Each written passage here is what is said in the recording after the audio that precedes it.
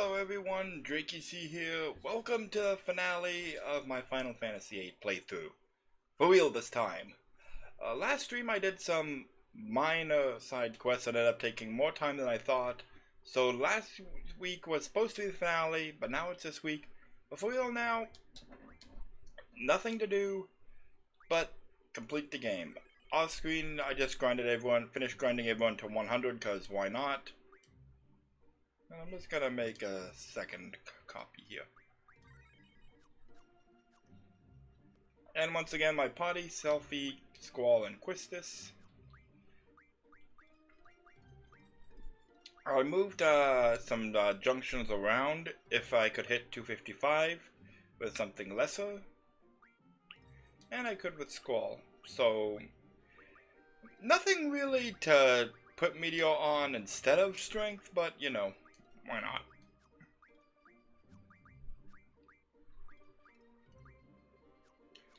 Okay.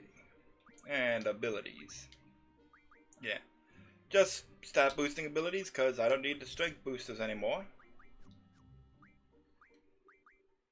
I do kind of want a mug on principle though. Don't really need the spirit boost as much. Yeah, that's still fine. Vitality and magic. Oh, I could have Quistis do it, but yeah. Is there anything I'd want to put on Squall instead?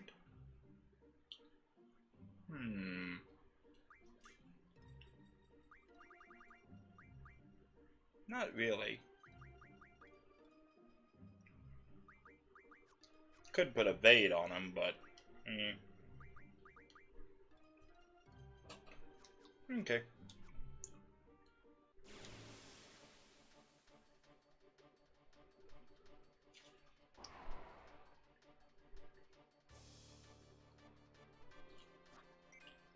It does remind me though, I'm gonna put on encounter none on everyone just cause I don't need to worry about random encounters anymore.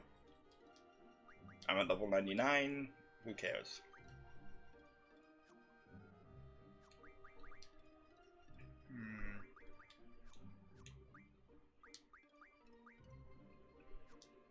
Yeah, actually, yeah. That'll do. Encounter none. Okay. Let's do this.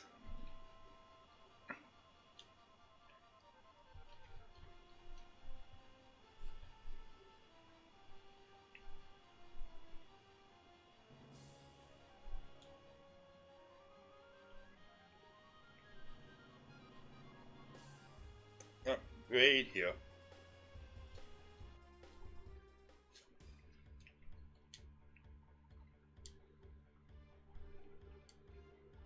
About to find out.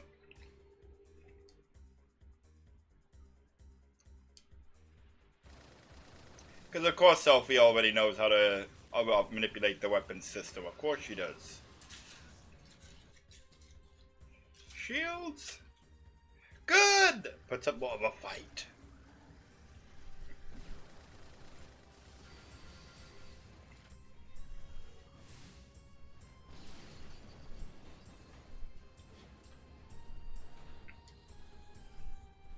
Oh, it has claws now. Okay.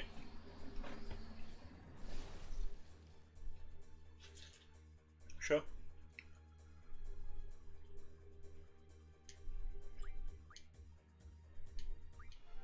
Wait, we can leave? Okay. Of course.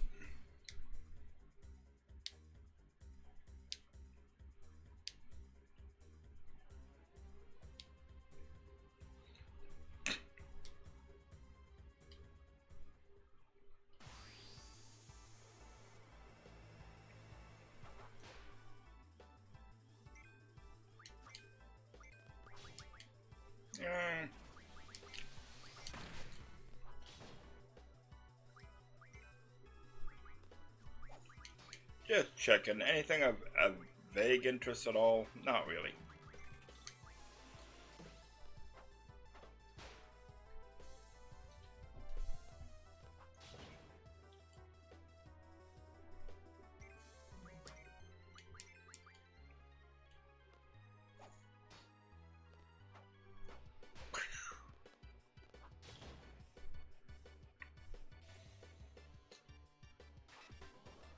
Yeah, this fight is basically the same as the first time, they just got like slightly higher stats. Once again, they're no threat. Yeah, no kidding.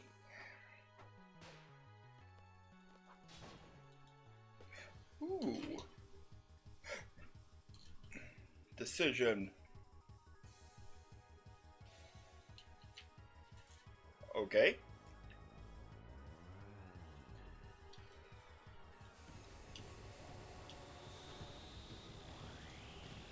That all you got?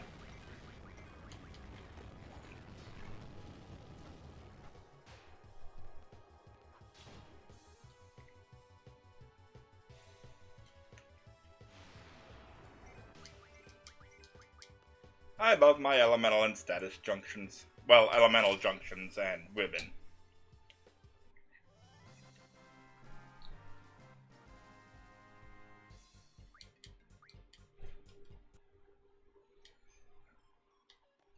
Yeah, you are through.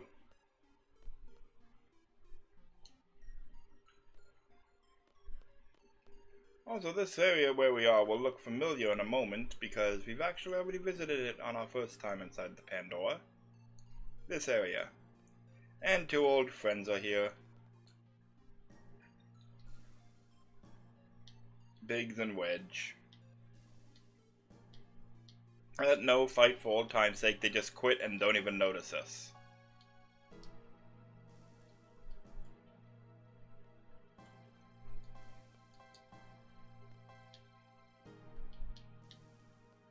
Sure, bye-bye.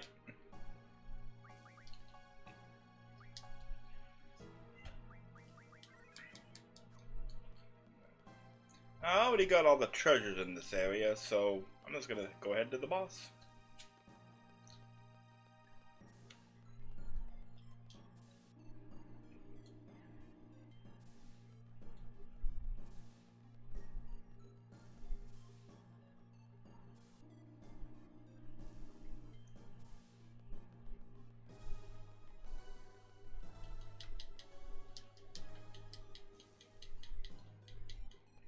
Supposed to be something here, I thought.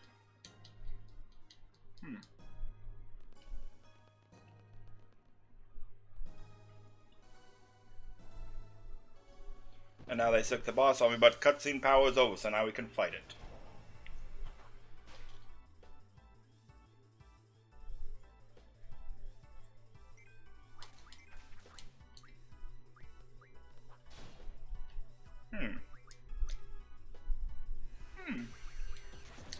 Yeah, with its paws attached, it'll counter every attack. But, didn't hurt that much, really.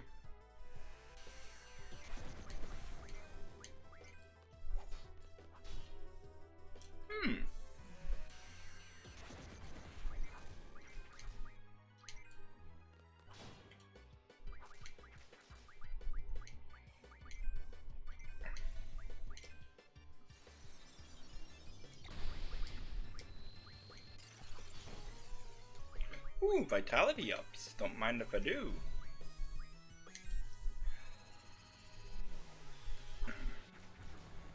What the heck is that?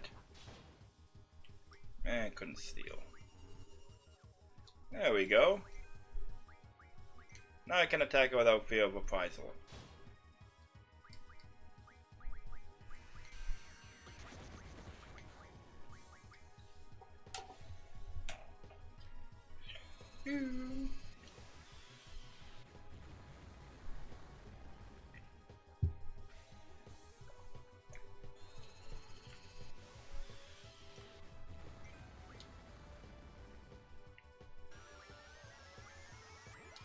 They're gonna hurt, yep.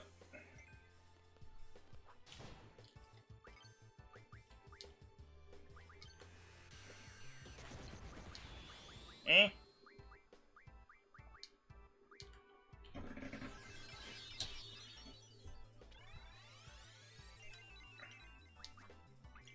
think I got my steel from him. I was a bit preoccupied with the party dying there.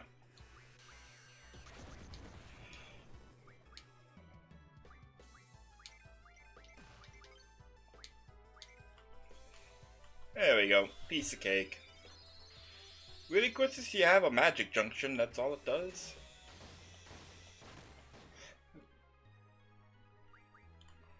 Yeah, piece of cake. Like, really, why did Zell and Adia have such a hard time with it? I don't know, it's just cutscene power.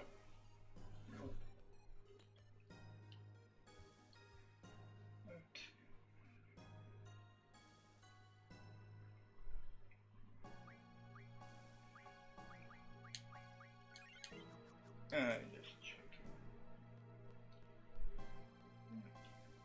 Is it over here? No, we can't reach there yet.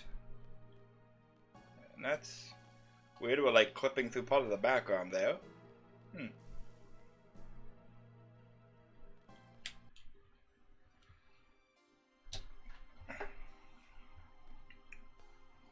Like, I am a little disappointed that we never have a proper battle with all three of them.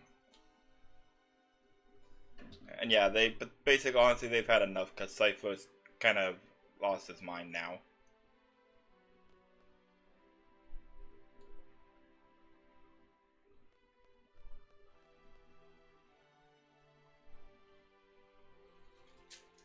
Hey, come on, people.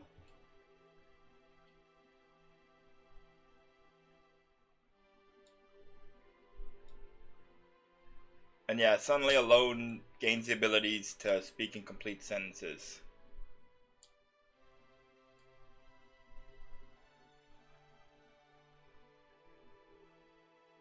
At least she does. At least she does say like eloquent, like good things. Like it's a good speech. Sun Cypher, as you can see, is not looking too good anymore. His coat's kind of dirty and tattered.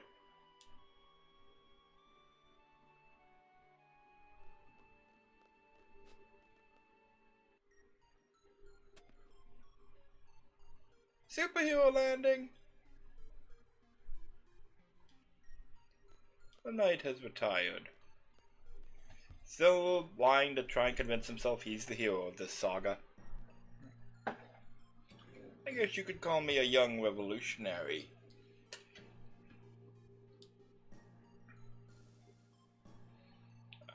I'm gonna keep running. To the goal! Yeah, he's cuckoo for Cocoa Puffs. Now it's time for one of FF8's iconic moments.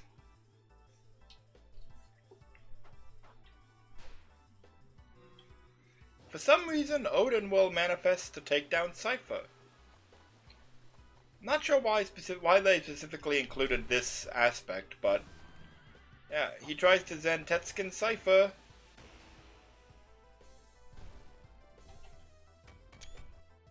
And the Zantetskin is reversed and Odin is bisected. And the sword goes flying and slices open some sort of rift.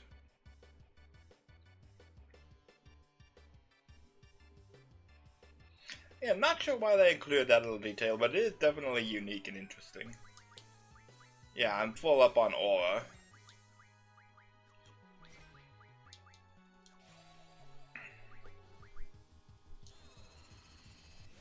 Now, normally this is a fight, it's just a countdown for you to draw as much aura as you can before a particular someone appears. But since we don't need aura spells, I'm just gonna wait, fast forward until he appears, because if you kill Cypher before he appears, then you don't get him. And here he is in his first chronological cameo after FF5, Gilgamesh. Again, not sure why they made the decision to include him, but hey, it is cool, and it started his trend of appearing in other games. FF12 really codified him, but this was the first one that did it. And he defeats Cypher with one sword blast. And in the Japanese, he says something like, "Was it you? Is that you, but?" Implying that he mistakes Cypher for bots, which is a recurring thing in his other appearances.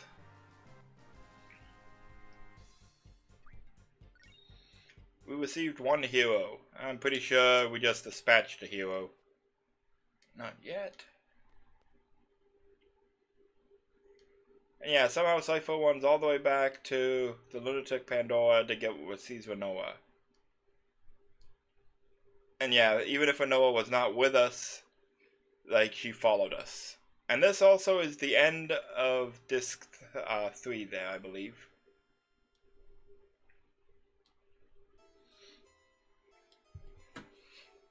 That is Ultimisha's wish. Yep, he's cuckoo for Cocoa Puffs.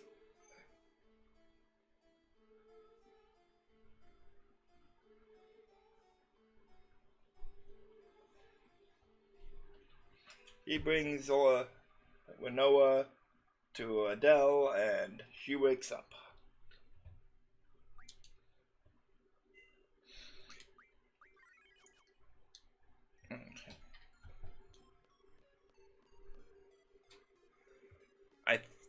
Yeah, I'm pretty sure this is a point of no return. I don't think they'll let you leave at this point. But that's okay, we don't need to. Now we can access here.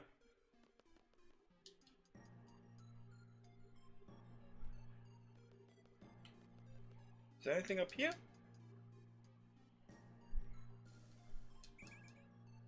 Break. No, we don't need that.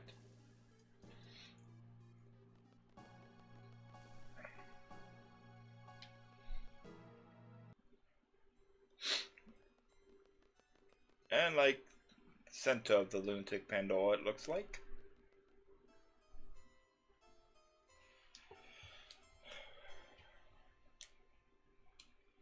Watch closely, Squall.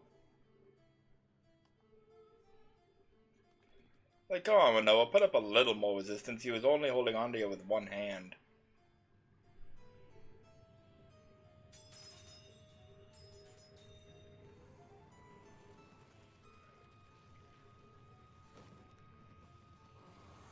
And Adele is awake. And in this, like, she's junctioned Rinoa onto herself, so she will absorb HP from Rinoa.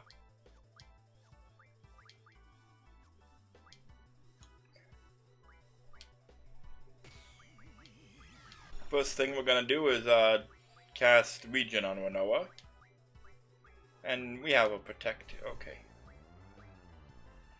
Cast Protect on her, because honestly, I want to mug Rinoa, because she actually has Mega Elixirs to steal.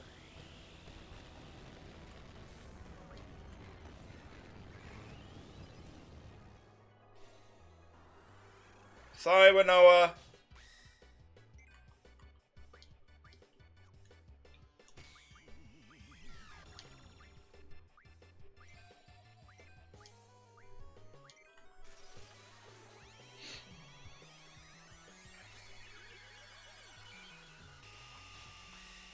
There we go, stole 8 Mega Elixirs.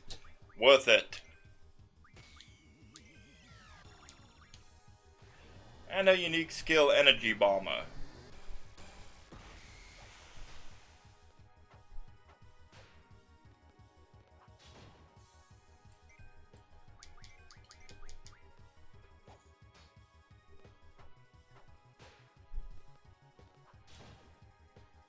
Come on, see if we could steal from her.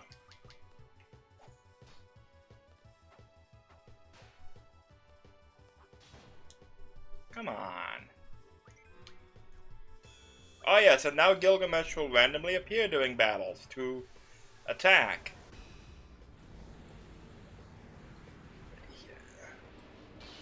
That could be bad, really bad actually.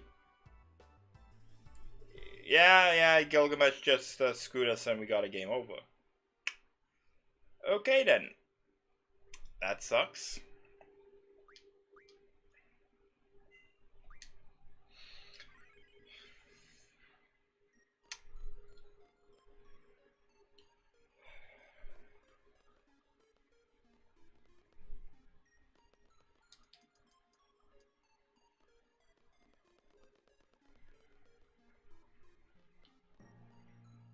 Come on, where?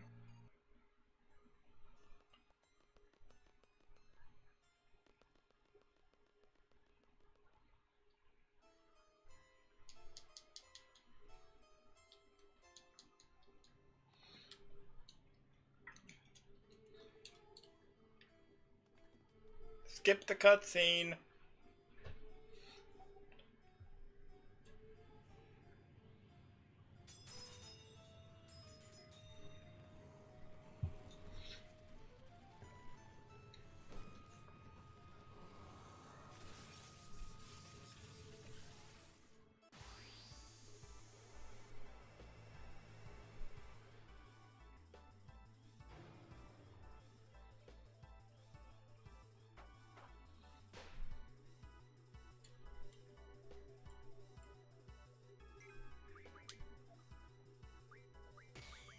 Region, cast on Rinoa. Protect on Rinoa. Mug Rinoa. I don't know how the heck Rinoa has Mega Elixirs for us to mug, but maybe it's a result of being junctioned onto Adele.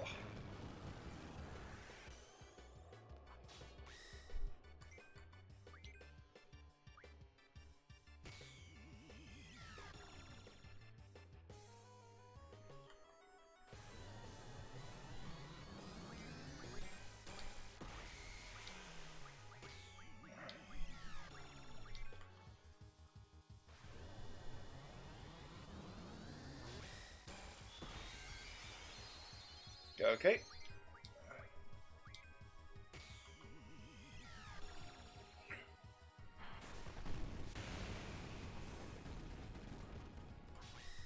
There we go. Okay.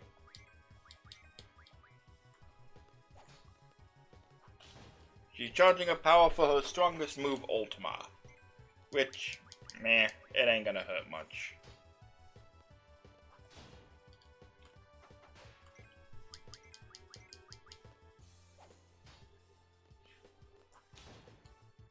Ooh, it's a Manta Soul.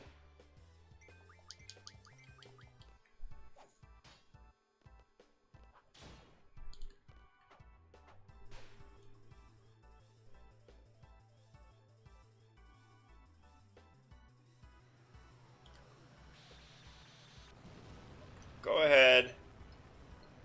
Yeah, meh.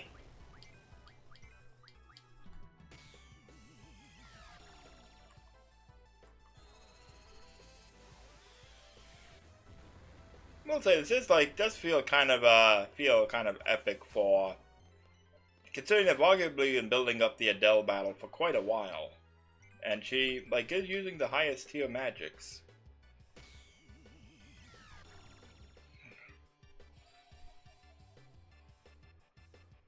Also, apparently some people were surprised to learn Adele as a she, but they've always said sorceresses and referred to her as a sorceress. Unless you count the Great Hind, which people specify was a male, all the sorceresses have been female.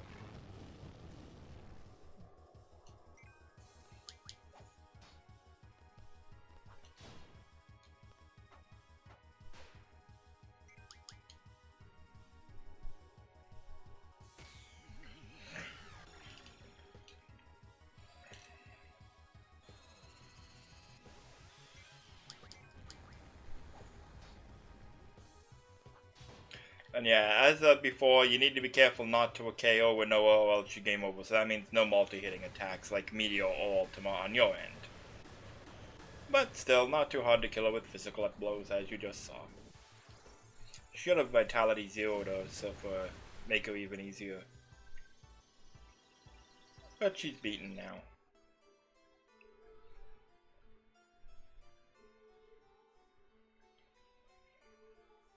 Oh, what did I do last night?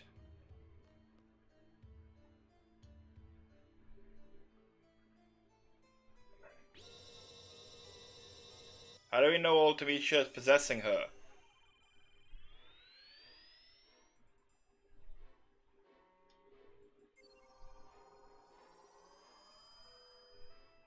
And why are the visual effects for her powers that weren't before? Oh, right, even though you don't know you could use your powers subconsciously and couldn't disconnect before, now you have perfect control of them.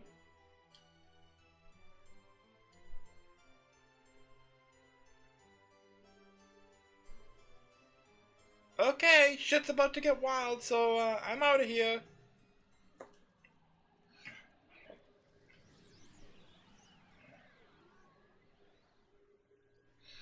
And yeah, now time is basically, and the space are gonna compress, and everything's gonna blow up.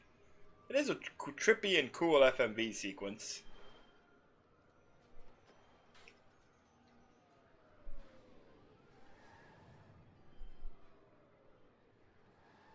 Kind of like stock footage from the rest of the game, almost.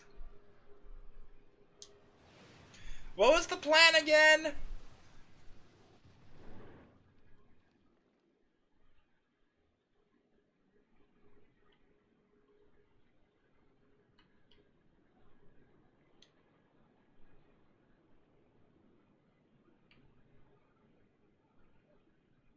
Like, why would you think you'd disappear?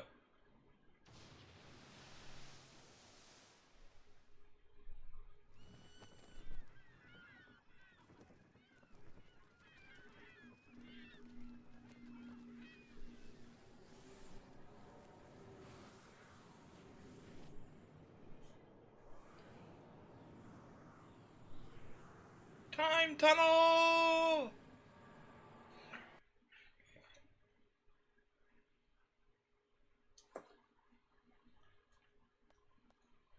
Okay, hang on.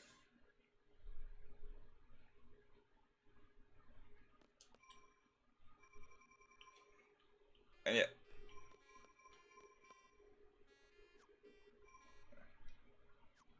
That was cool. And the chair's not even really here. Like, I don't know if that's intentional or not, all things considered. Huh? Hmm.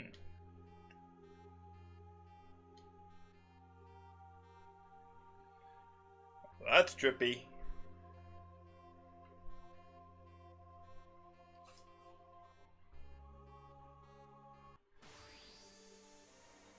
And now it's a fight against sorceresses drawn throughout time.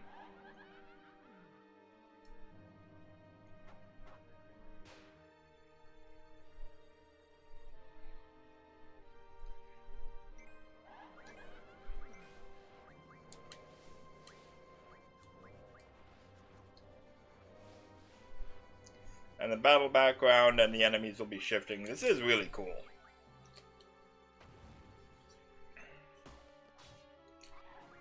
Oh, nothing of interest?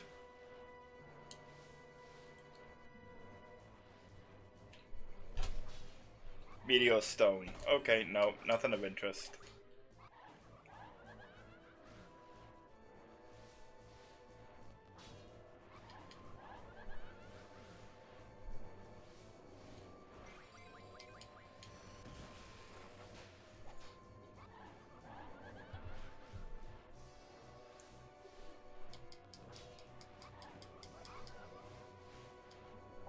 Now on to the Type B sorceresses.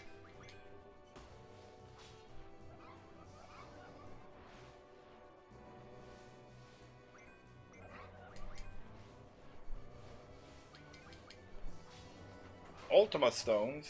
Better, but still not anything useful. They can't even have us, like, steal magic ups or anything. A little disappointed. Oh, Greg is here.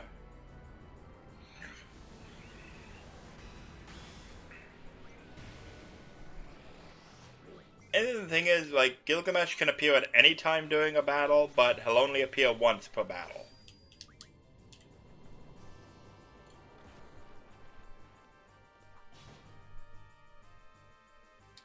And this is the final one.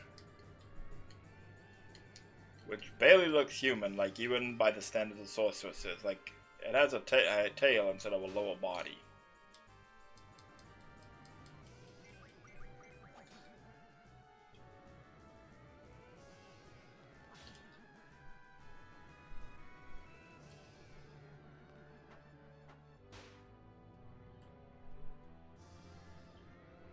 And, like, her attack is to just feel us up and we explode. Does remind me, this would be a cool thing. I have never actually used Quistis's ultimate magic, Shockwave Pulsar. But since I have it now, let's give it a whirl. It seems an appropriate time.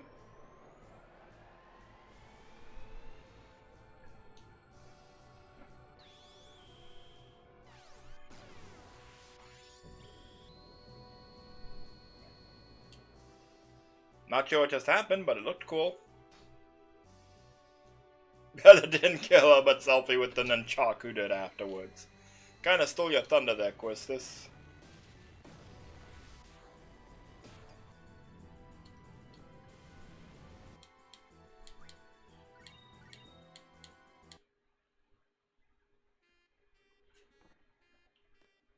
Okay.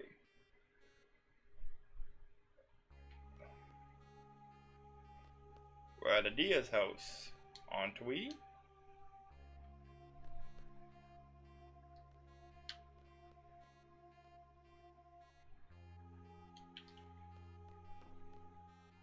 We actually want to go to the back.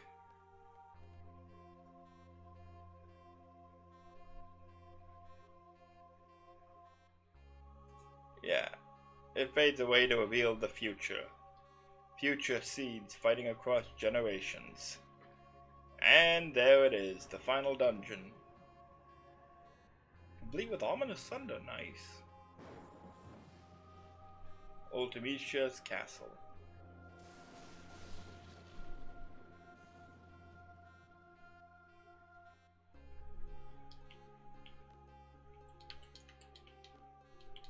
Want to play some cards? No? Okay.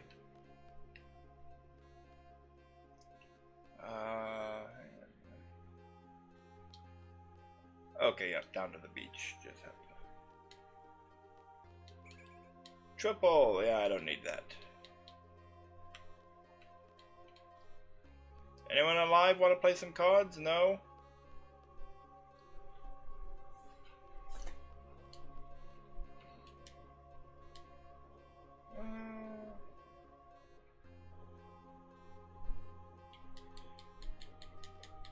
I can jump into one of the portals here. Where does this one lead? Okay. Yeah, the airship is gone. We still have chocobos though. Like these portals lead us to other areas in the world, but no towns are accessible. Towns are completely cut off. This is where we want to go. Now that we're here,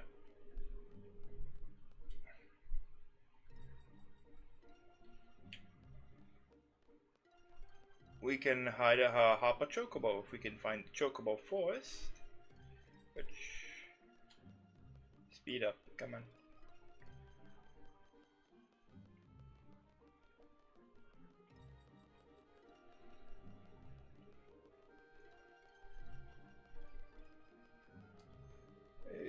Yep, there we go.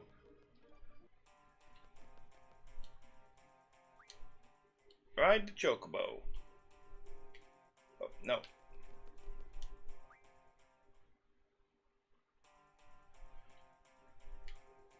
Also, I didn't mention before, I dig this remix of the chocobo theme.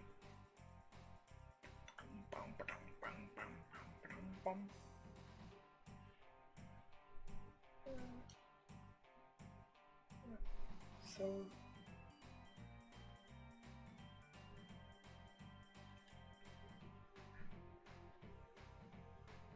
what's this?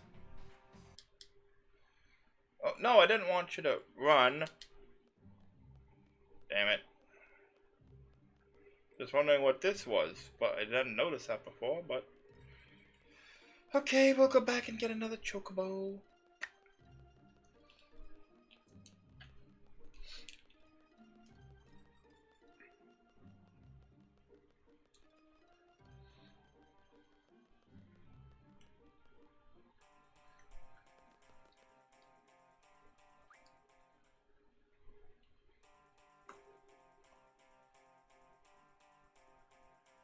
Okay.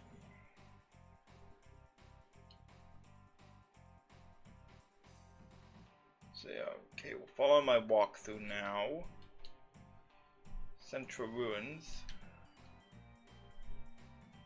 Yep, past the Central Ruins.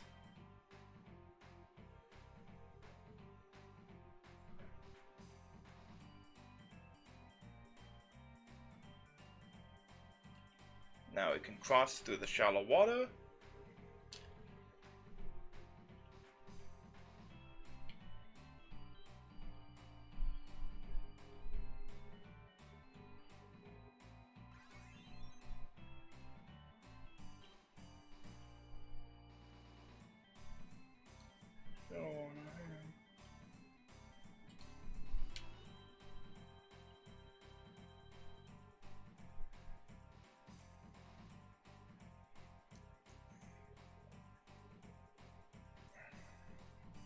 leave through here?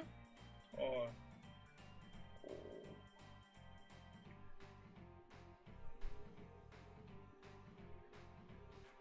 okay, through the mountains, maybe?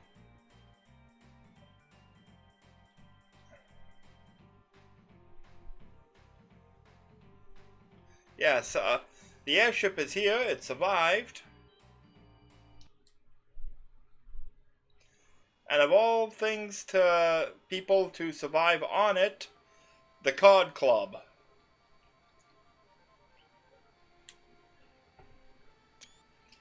Cause time went in the middle of time compression.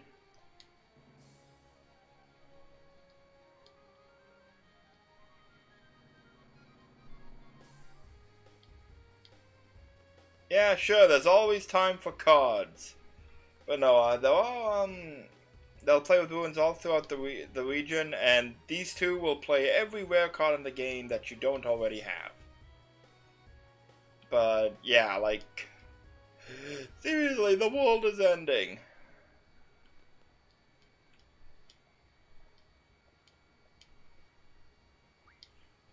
I could use a shop, but he doesn't even sell like the rare items.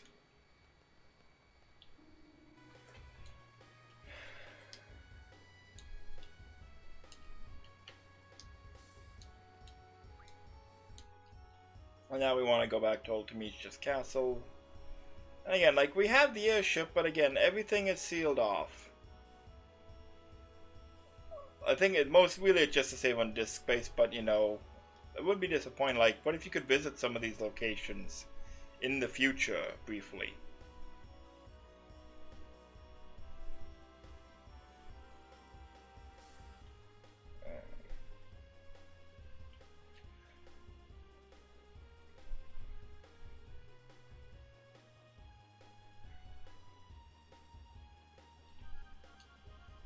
But yeah, for now, let's go back to the portal. It was around here, wasn't it? I believe? Wasn't it? Well, I know where one was.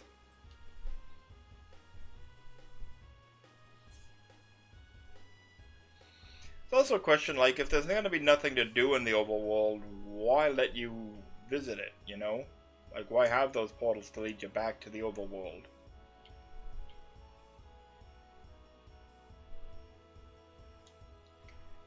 Well, whatever. That's like nitpicking, it's not a problem. Not a problem. There we go.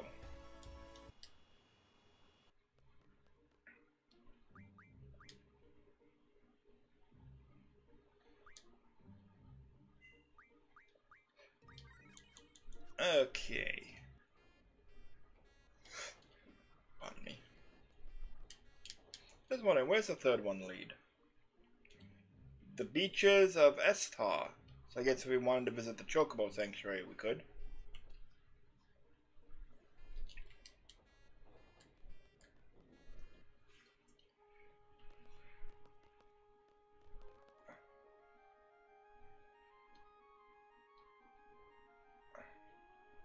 What's her face?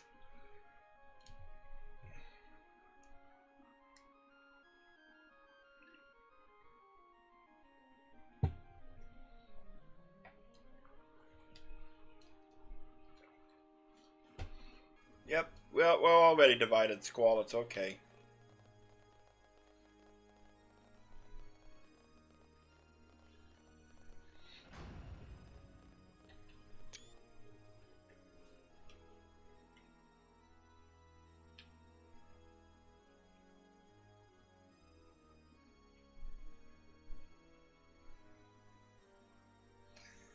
Following party, yep, basically all commands, including the ability to revive your party members, use limit breaks, or even save. So while we're here, this is similar to FF6's final dungeon, where we command two parties, and we can swap between them at the green points here, or change party members freely. But now we're fine.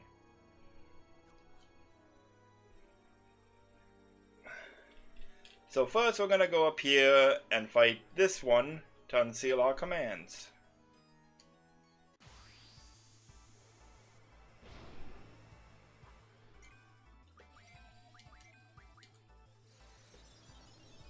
This is a very easy boss, because, you know, you have all your commands sealed, you can't do anything against it.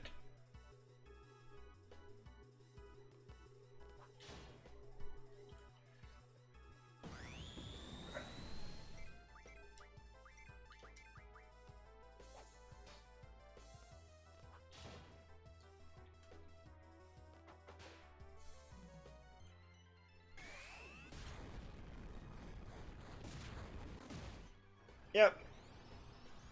What do I... Yeah. Next command, first thing to unlock will be Limit Break.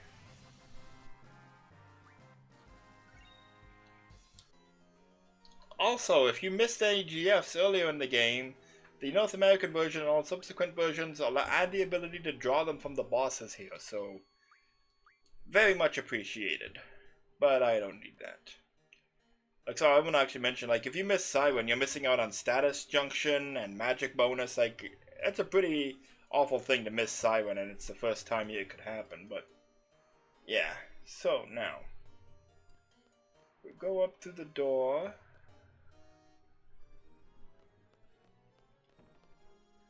And also, this dungeon is a bit of a maze with how you can get to the bosses and that.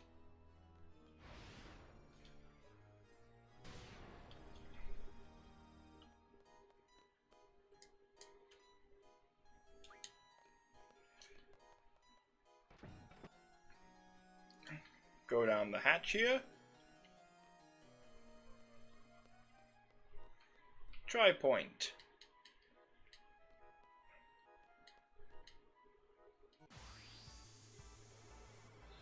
Yep, no biggie. Using elemental attacks, whatever I don't use, I don't like. Well, thanks for spelling that out for us. I do appreciate it.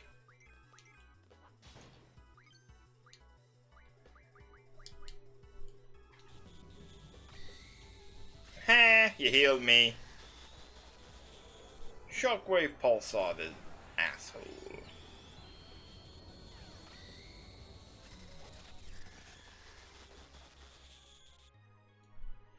Was that it? Yeah, he did. Okay.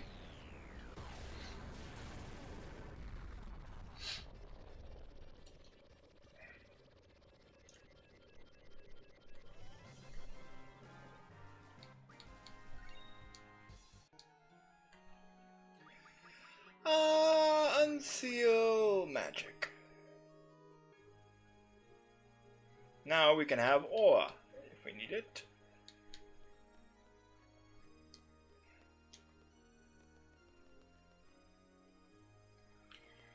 Okay. Switch to the other party, and this is where Junction Exchange really comes in handy. Urban, you can get squalls.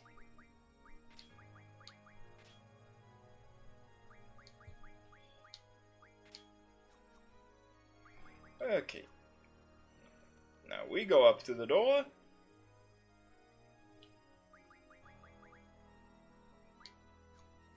Oh, I guess we can't like point a party member freely, which is strange. Now for some reason the chandelier doesn't fall, so we can cross it, go outside here, and encounter Krista, aka the source of all those lovely holy stones. Show me what you got!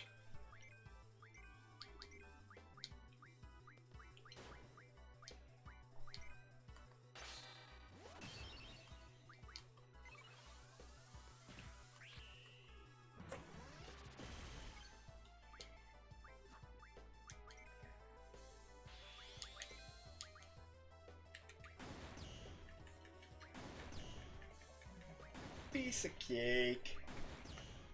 Oh, we're already done?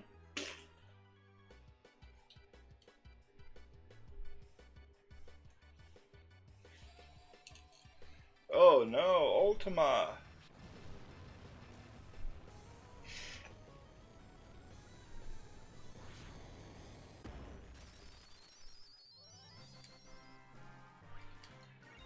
Ooh, and there's the element god we need for Selphie's elemental junctions. What do we want on here? Seal here.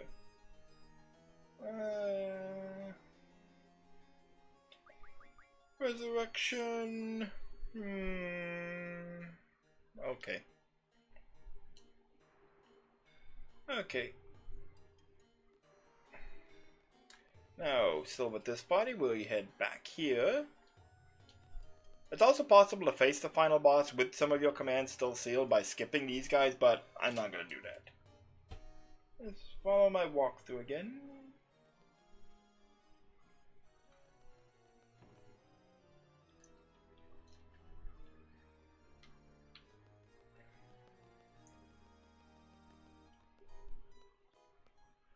And downstairs.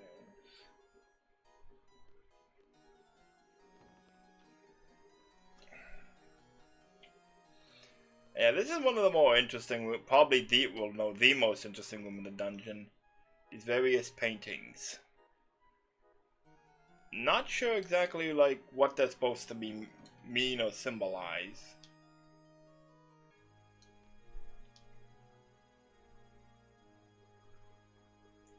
Eudicium Judgment.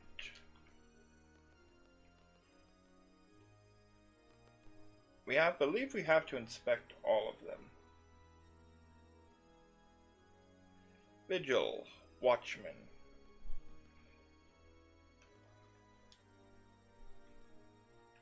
It could be interesting if like these were things that like kind of hinted to things in game, but not really, like Vigil, Watchman. No. I'm not saying it has to be overt, you know, like we need people in seed uniforms in that outfit, but you know, it's just nothing symbolism. Like Venus, love. Is that really like symbolic of love in any way? Xiphias. Red clothes. Tree-lined road. Hang on, is that like a... Yeah, it's a chocobo there. That's neat at least. Cowardice. So that's 1, 2, 3, 4, 5, 6, 7, 8. Okay, there's 8 here. And 1, 2.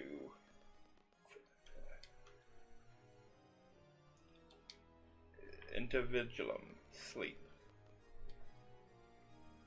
Okay, so once you've inspected all 12, you can inspect the big one, which has no title, but you have to try and guess based on the content of the other paintings. So it's Viadarium, Intervigilum, and Viator. In the garden sleeps a messenger.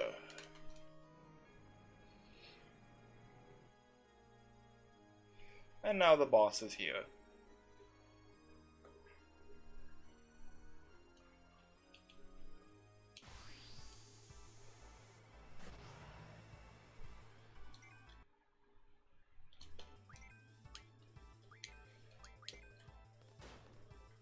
Nothing at all? Really?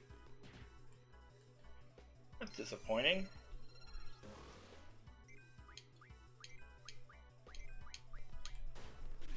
Oh, you got Meteor Stone. Thank you.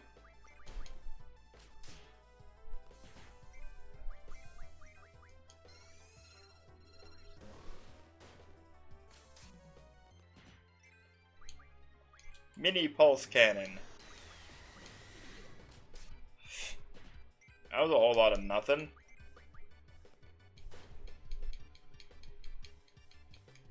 Yeah, that is another thing that's disappointing. Like I said, these bosses are all pretty easy. Because, you know, you could be facing any of them with your command sealed, so... I think they kind of wanted to go easy on you.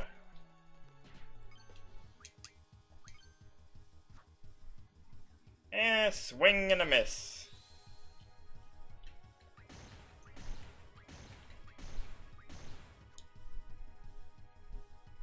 Easy peasy lemon squeezy.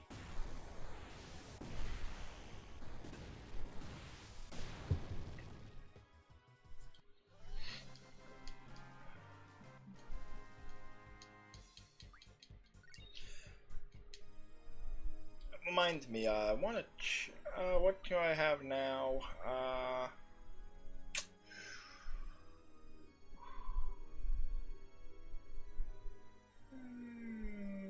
Yeah, item.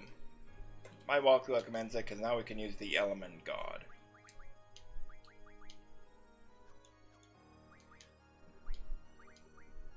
Yep, okay, so on Cerberus or Carbuncle.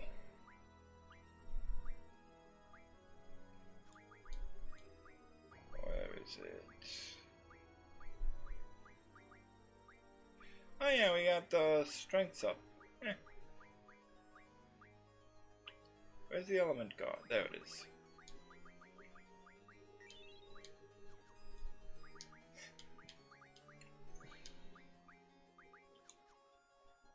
What does anyone else have again? Life for life, protect and shut. On me. Okay, there we go. So we got Ultima. Okay. Yeah. Don't need 9999, but if we can get it, why not? And ooh. Oh, Urban is maxed out.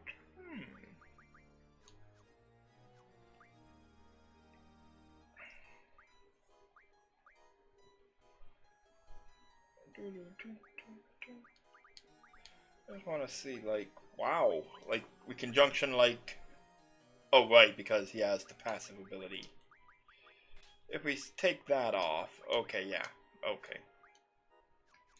But with that on, like, we can junction basically anything to strength and it would buff him ridiculously. That's cool. Don't really need flare for other junctioning though. Oh, while I'm out of battle here. Okay, heal up.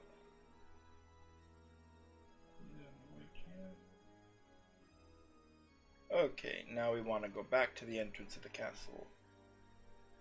Oh, okay. It advises me to do that, but nah. Go up through the door. Okay. Down here.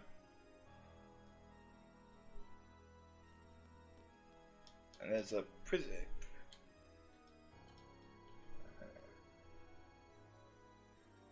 Oh, through the left door. Okay.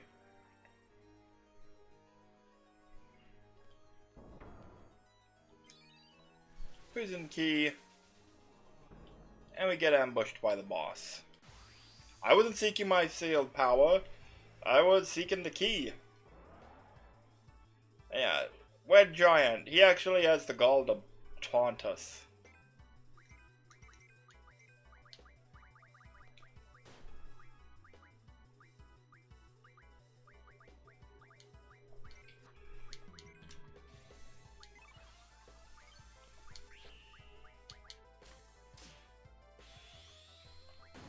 How about these physical attacks? Are they useless? Nope, looked like they were pretty good.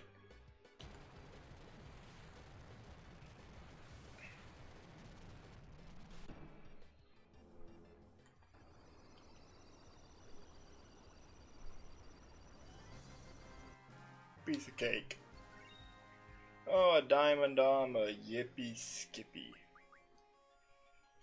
No, draw.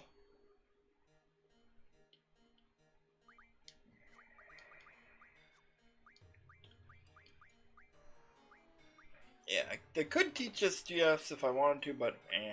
And Samantha Soul, very rare. Normally after I'll find 50 energy crystals. No thank you. Hey Kenturian, thanks for tuning in.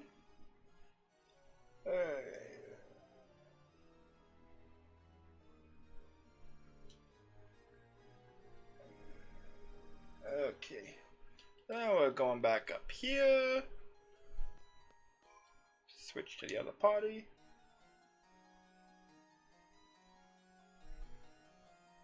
Go up through the door and around the fountain. Nope, we don't want to go down the hatch.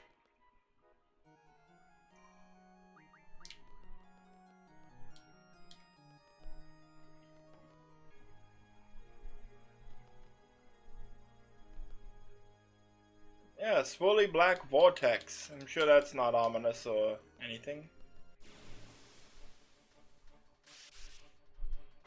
Oh! I forgot to switch my junctions. Brief moment of panic.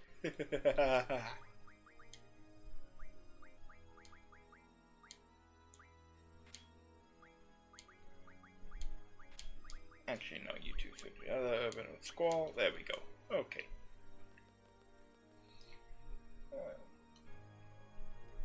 Go up the stairs. Now here we have to hold a button. Okay, my walkthrough said to hold a triangle to walk over the bridge. If the key falls off, switch to the other party and find the key. Okay. Yeah, that's nothing. What's down here? I just want to explore, like.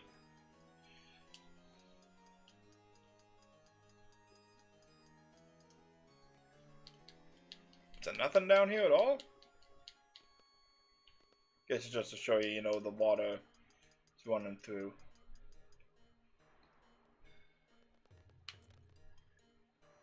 Okay, I need a green circle.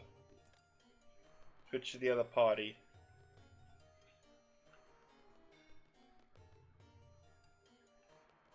There we go. Yeah, so now the key will wash down here. Armory key. And now we can unlock this. Apparently they censored this because in the original version there was actually blood back there, but it's like, you saw blood elsewhere in the game. Like, it's in the opening FMV. Shit.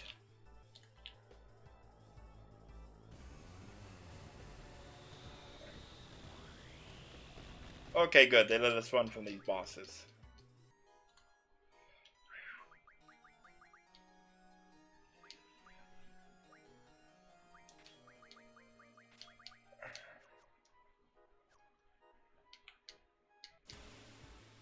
Yeah, this boss also is weird in that it starts off as a fight against a normal enemy, the Giganta. Oh, sorry, the lefty, Visage, lefty, and righty.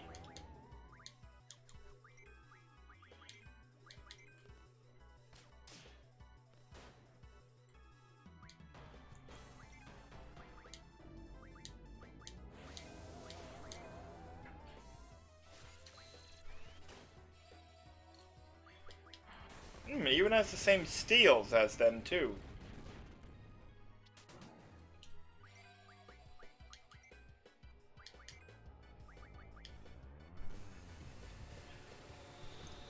Yeah, hit me with your best shot.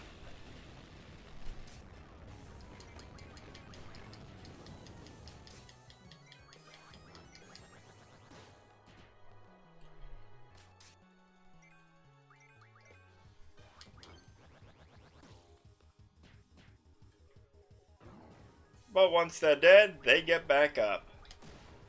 As Gargantua.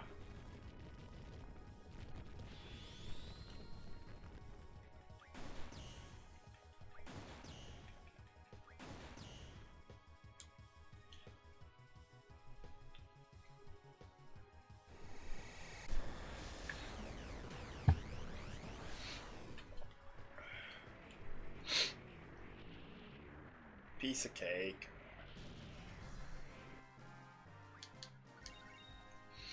Magic omelet. Neat. Now what? Save. Sure. Because I would like to do this. I have done a fair bit. Okay.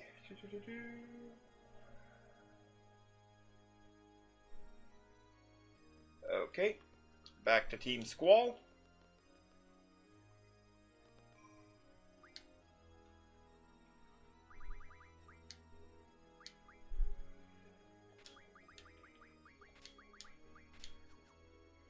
Okay. Examine. Treasure vault key. Okay. Left door down the hall. Ah, here.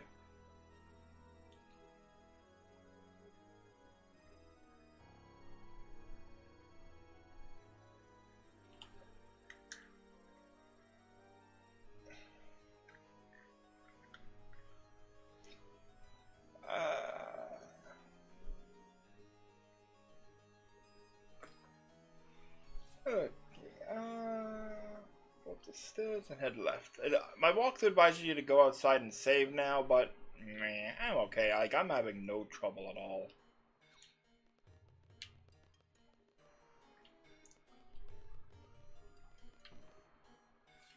Okay.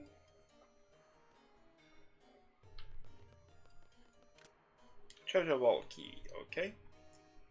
4 boxes. Okay, I like puzzles like this. Like, oh, nah. You open the one box and certain others will open.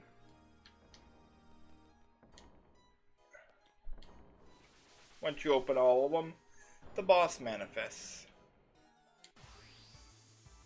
Carbut Catawba Pass.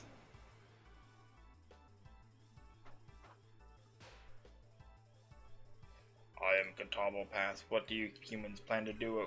Mostly kill you. Yeah, that's basically the plan.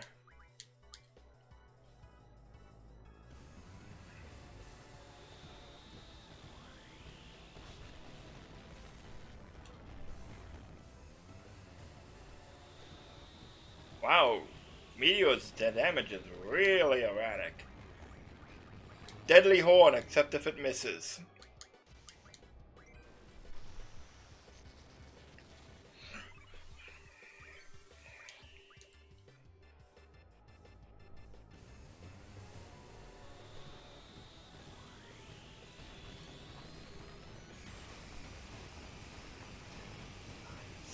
Seven.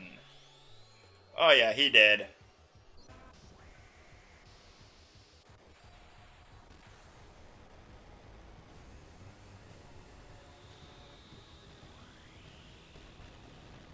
Easy.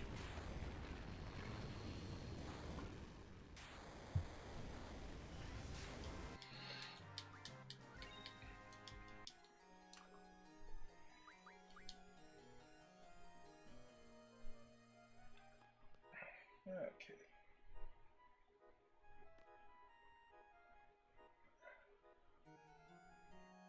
Okay, so yep. Go to the hall, step on the outside Catawba Pass's lair. Okay, yep.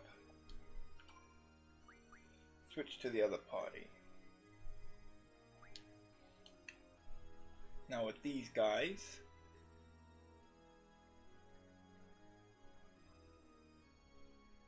Okay, yep, now up the stairs. And through. Oh, that's okay. Oh, there's a save point.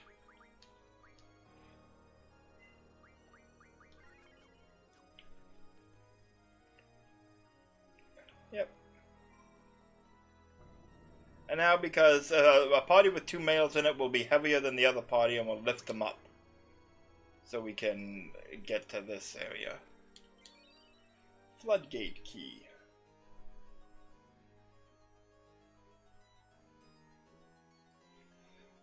Okay, I'm reading that apparently it can get me a Rosetta Stone, which don't need.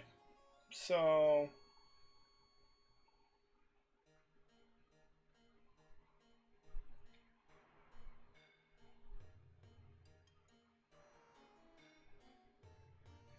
okay.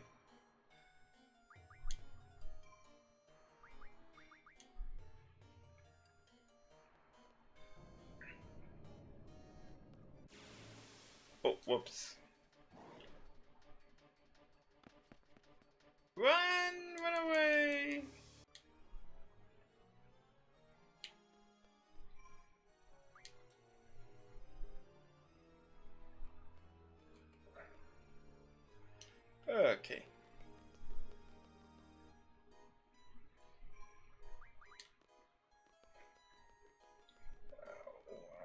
to go. We want to go back to where the bridge with the key was. Oh, it falls again. Okay, whatever. That's fine.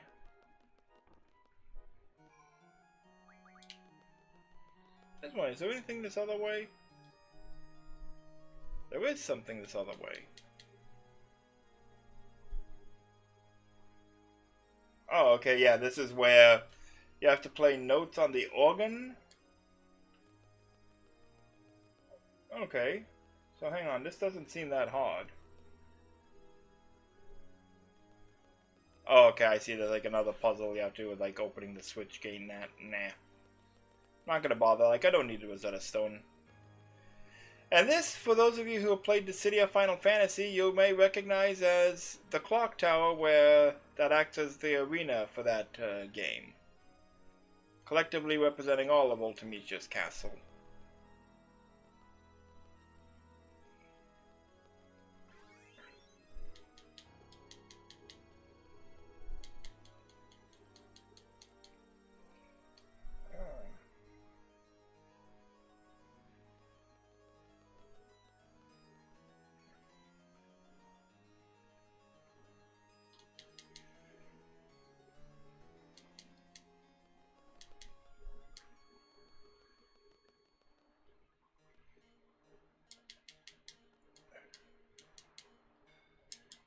There we go, now hop on the pendulum, ride it over to this broken walkway.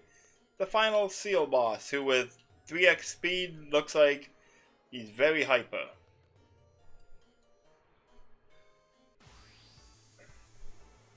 It's just a palette swap of Bahamut called Tiamat.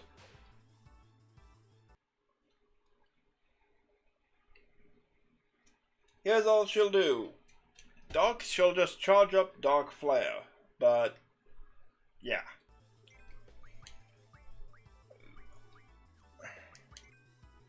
Duh.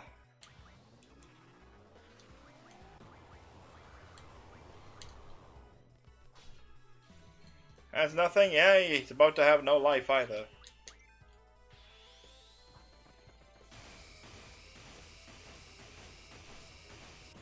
Oh, 8 and blah finisher. Oh yeah, definitely dead.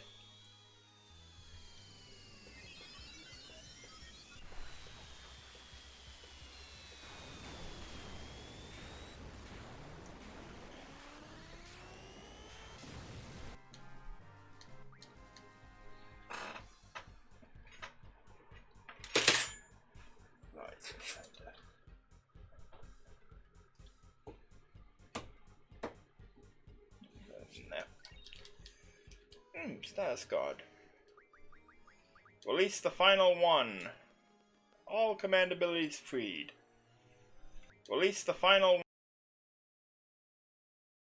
Freed. Now.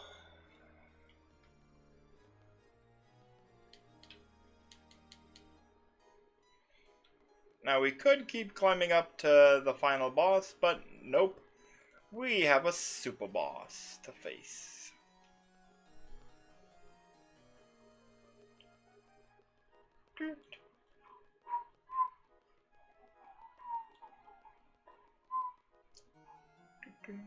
Also, nice music. It's kind of classy and ominous. It fits very well for this dungeon.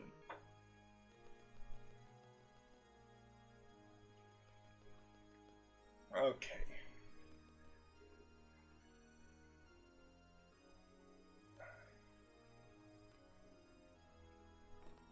Into the chandelier room. Okay. So, switch to the other party members, switch our junctions. Oh, whoops. Okay. Just so we have encounter none, we want to run around to the right side of the balcony now.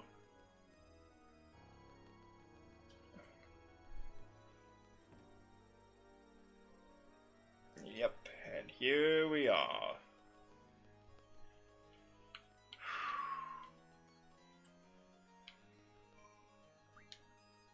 just can we run here to find a save point? Is there a save point we can find?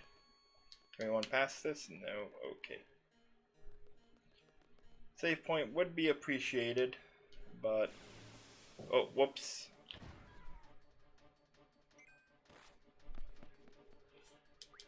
Okay. Here we go. If you played FF8, you know what's coming now. Come on, I'm inspecting the rope. I'm inspecting the rope. I'm trying to anyway.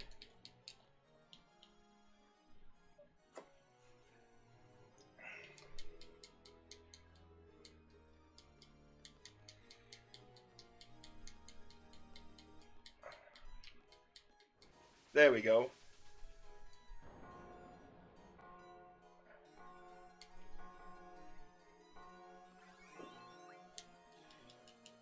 We have only a minute, so selfie, get Renoa, get Zell junctions.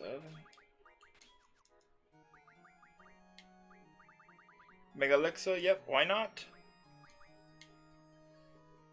Okay. Huh? Squall?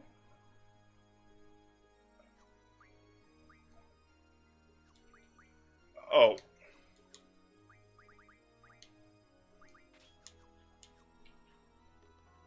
Yeah, that's okay. 20.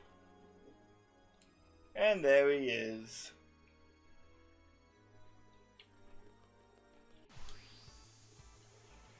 Omega weapon.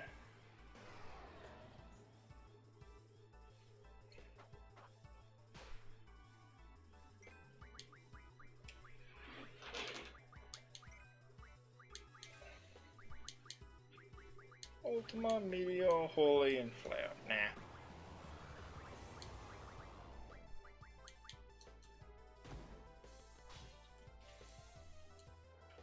Really has nothing at all.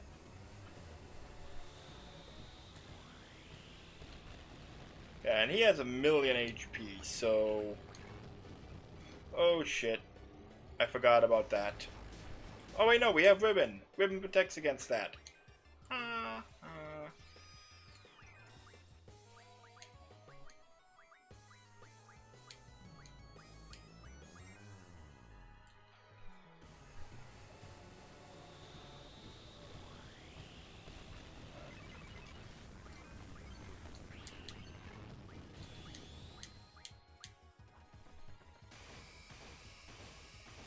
5.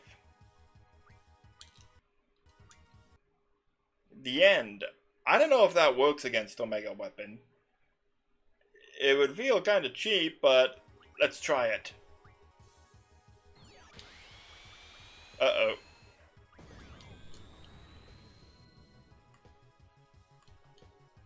Okay. I forgot he does that. Yeah, he'll just he has an attack that reduces, that doesn't reduce the party 1 HP, does 9998 to everyone. Because he's kind of a cheapskate.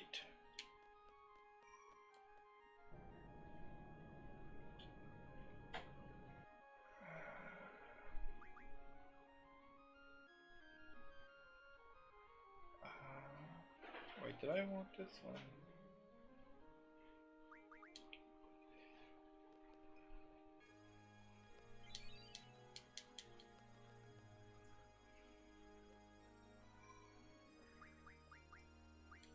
Hang on.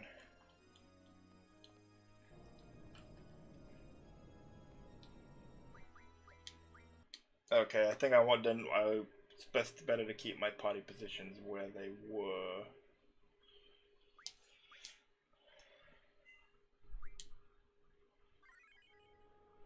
Okay.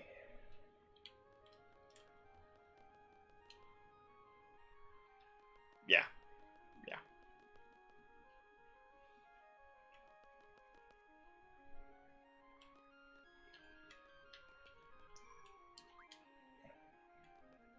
I don't need that item.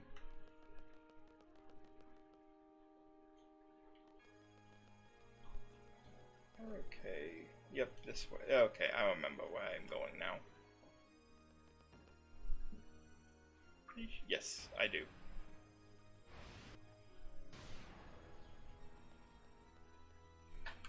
Do, do, do. Nope, we don't need to switch to them. Though that does, the proximity does make me notice I can easily run back and save before fighting Omega Weapon. So we'll be doing that.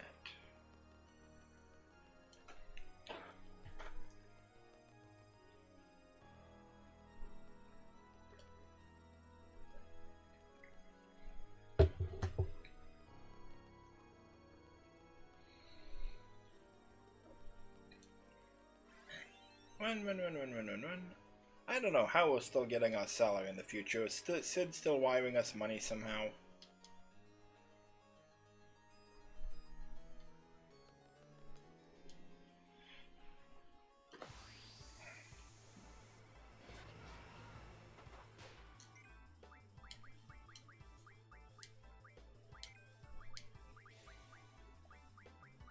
Where's Meltdown?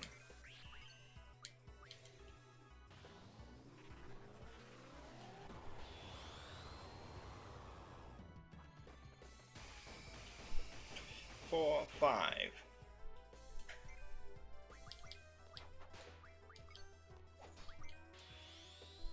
Hey, you survived one Windsor Kukin. You're not gonna survive a second.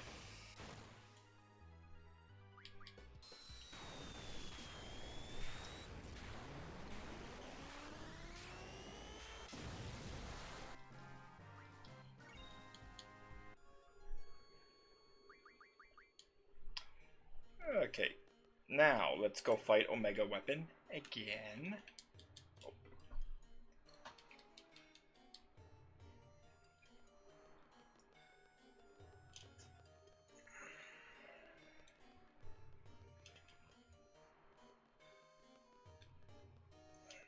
I need to keep him at max HP.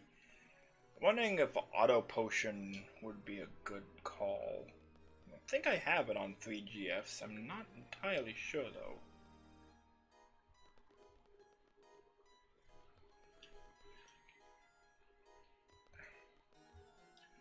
Let's check.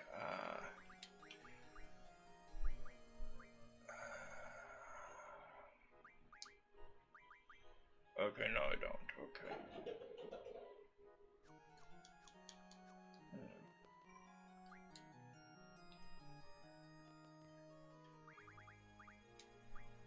Okay, Squall, Urban. Switch everyone up. Run up and save this time.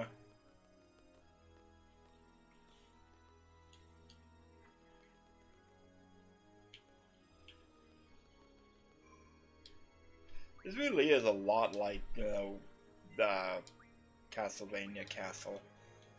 I don't recall offhand if the castle in Castlevania is actually called Castlevania or just Dracula's castle.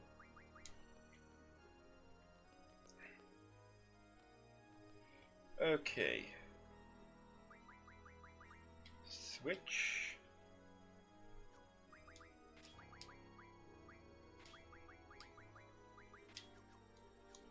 Okay, I can run from enemies easily enough.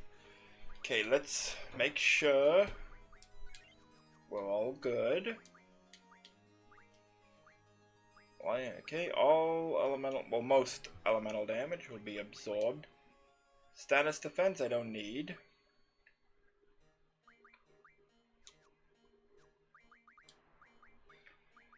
Encounter none, yeah, getting onto that.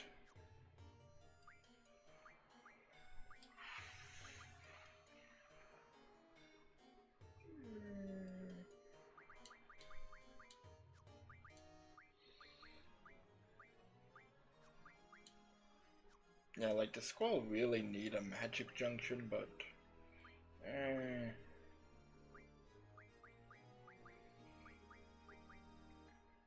Okay. I think that's the best I can do. Of course.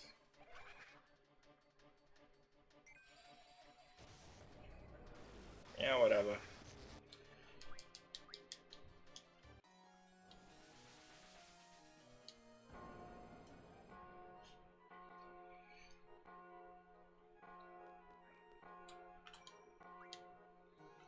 Share the party.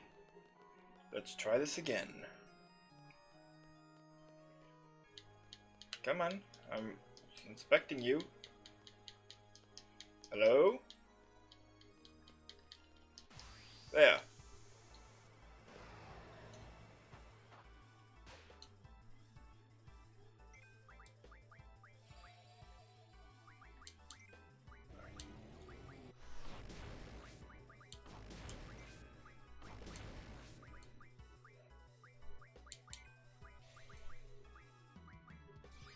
And triple on quits this too.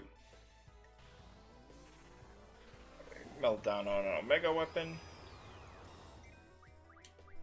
Triple region.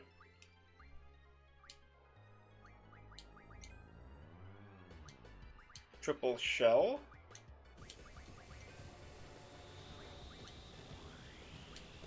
And Squall triple on yourself.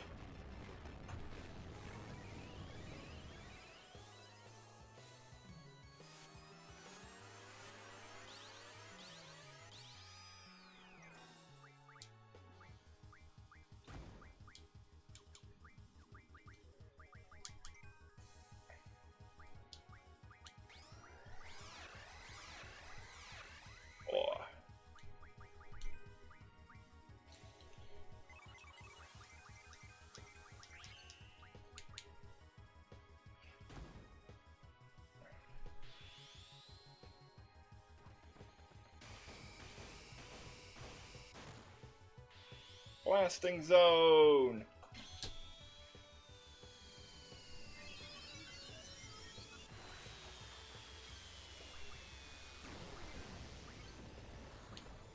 Oh, and Squall's dead.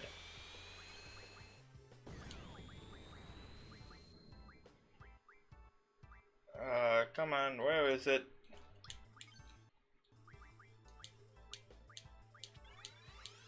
Oh, full cure, I need that, I want that. Okay.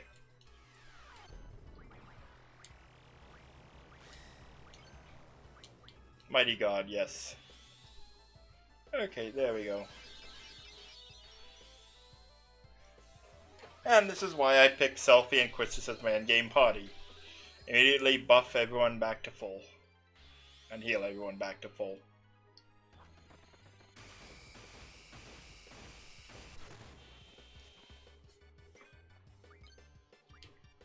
Oh boy, okay. This May is not going to be fun because this deals like 16 hits of physical damage to the party at random, and it's probably going to kill someone. In fact, it killed almost everyone. Yeah, it's pretty cheap. Oh, come on, you just like got a turn. Okay, good thing for Shell.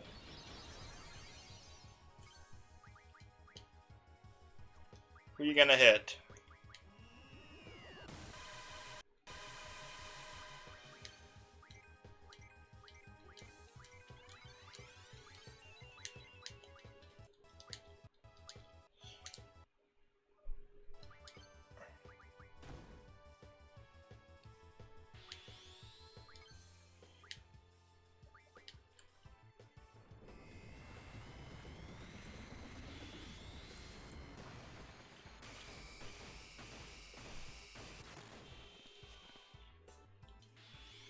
Yep, and you're just in time. We've just gotten started, pretty much. He's still doing a number on me. Okay.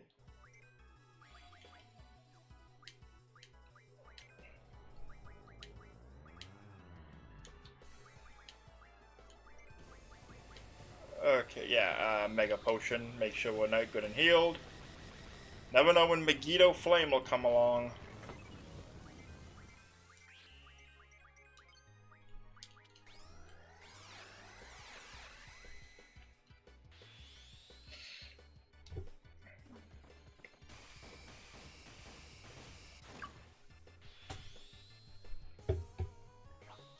Come on, I'm trying. He's already kicked mine once because I forgot I have to keep fully healed or Megiddo Flame will party wipe ya. Yep.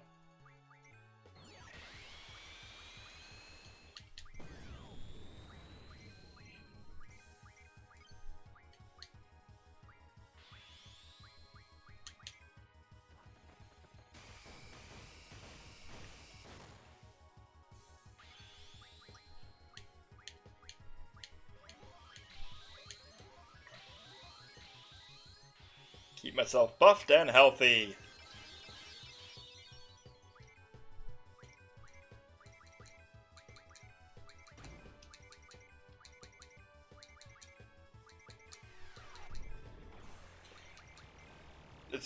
Oh, we're off on Squall already? Okay, that's concerning. I'm gonna heal. Just cause, like, I'm low enough that Megiddo Flame might happen. Don't want that to happen. Oh boy.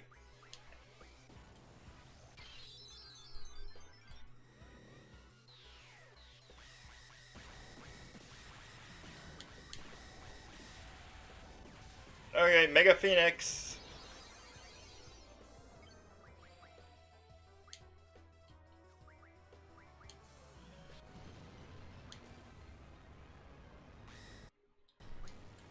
That's real fair. Come on, man.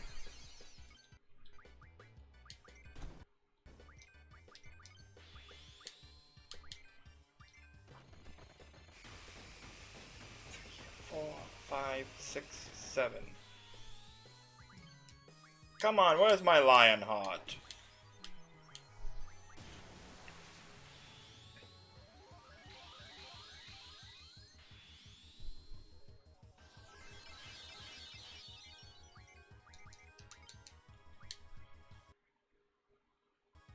Oh, you killing someone?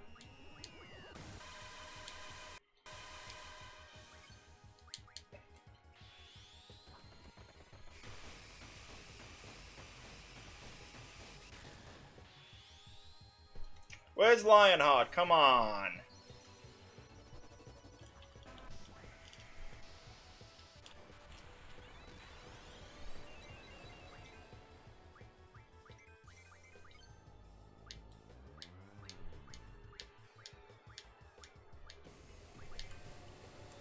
Okay, so if Selfie survives, she'll, like, heal the party.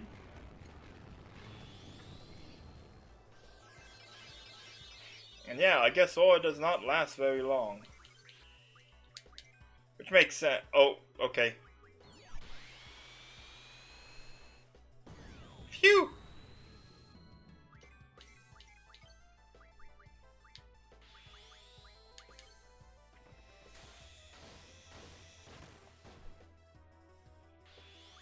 White Wind. Sure, cast Ultima, why not?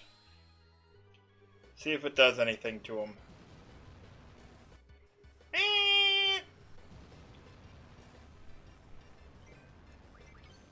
Could have done way worse, could have done way better. In fact, speaking of way better, let's see what Shockwave Pulsar does to him.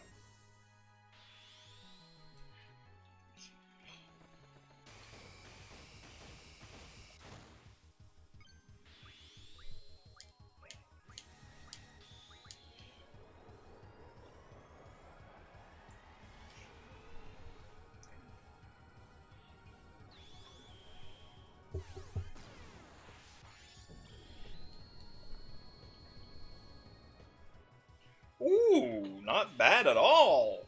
Nicely done, Quistis.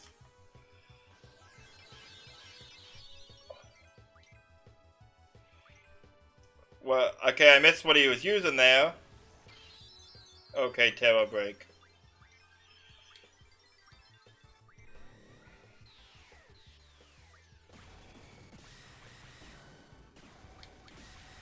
Oh, come on!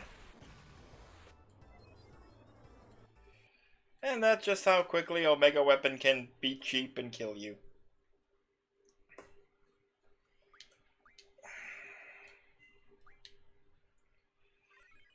I believe Terror Break does physical damage? I'm pretty sure.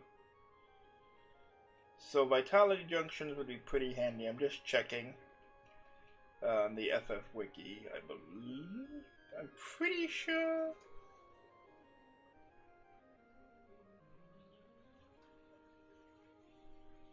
Terror Break. 16 hits of heavy non-elemental physical damage. Okay, so yeah. Yeah, in this game especially, Omega is just really cheap.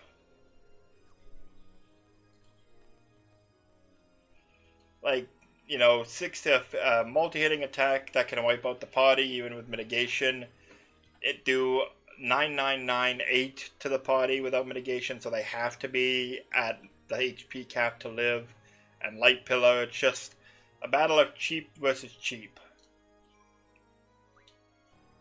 I do, and I know I can refine it into the hero card, but I want to try without resorting to that.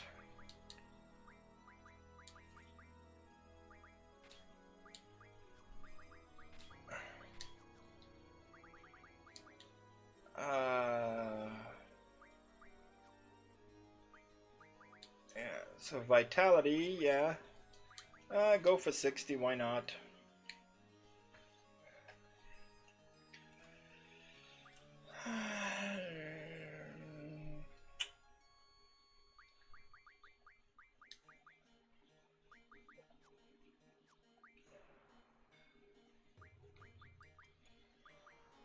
I don't need mugs, so yeah. Spirit, vitality. Yeah. Do I have anything that can give me a better boost? Ultima.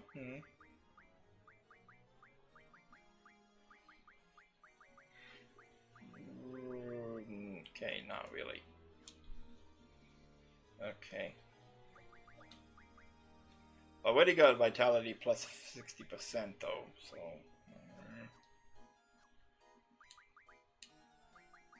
Wait.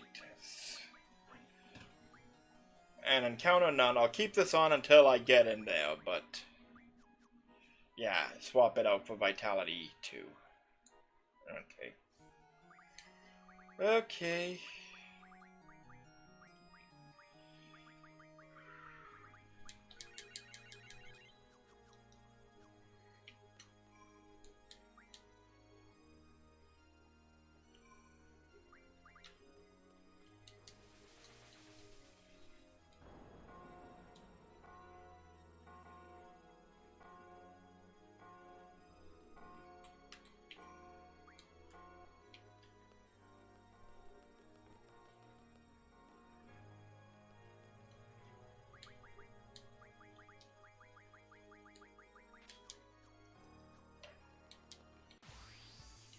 Okay. Try this. Round 3. Fight!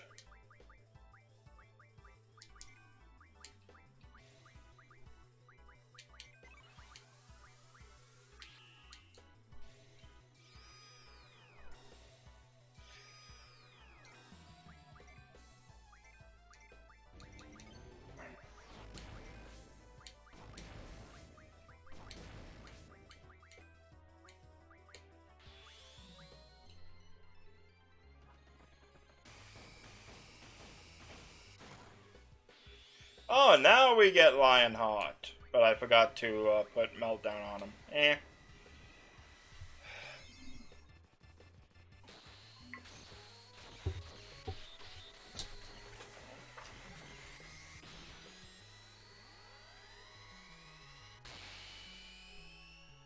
I just itchy leg.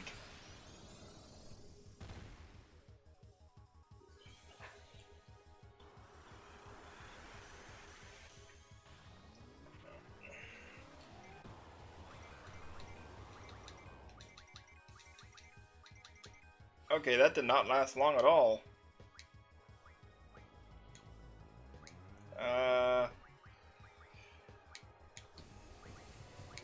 Or on Squall.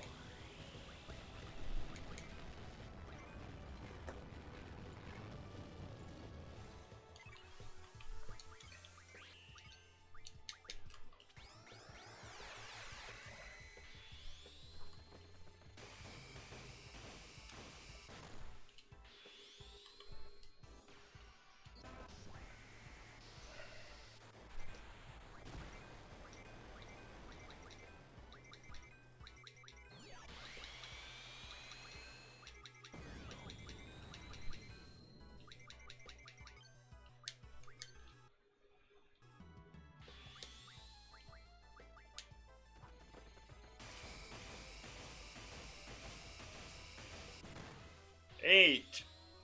Oh, Lionheart again. Nice. Taking a calculated risk, gonna try and revive Selfie.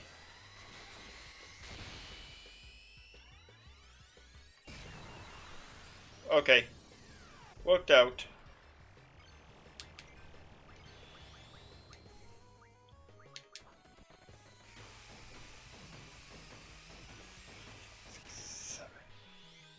Nice!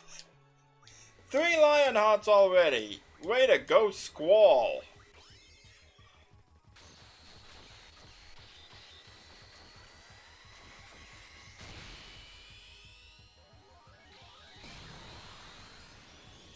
Okay, so I have my mighty god up. I have the party fully healed.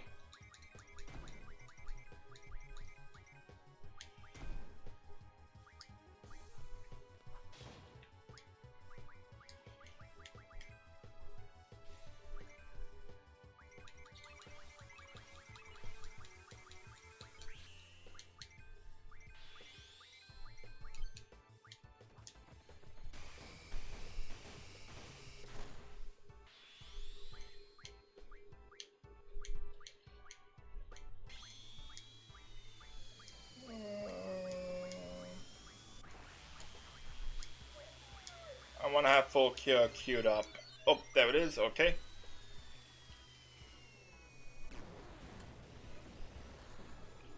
Yep.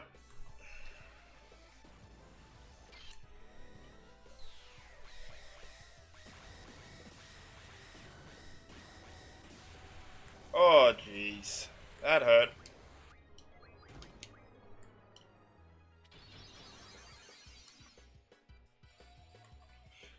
Oh, please don't kill them. Oh, come on! Yeah. Thank you, Phoenix.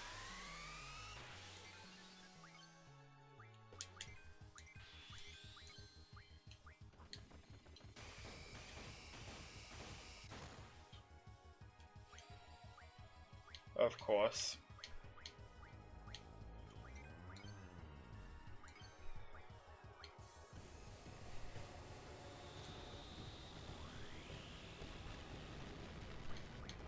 Well, I gotta get Mighty God up, so...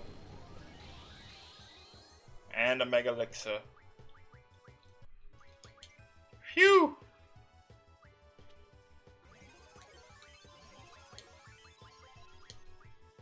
Oh wait, no. What am I doing, Toss? I have full life.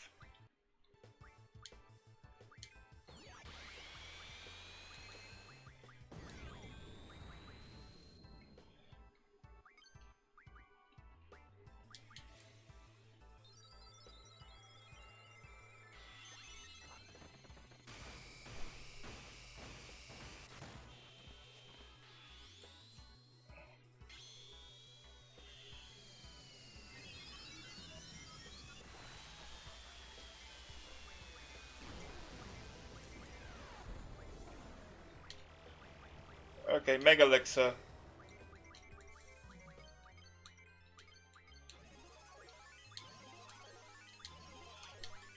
Yep. Might as well. This is like the super boss.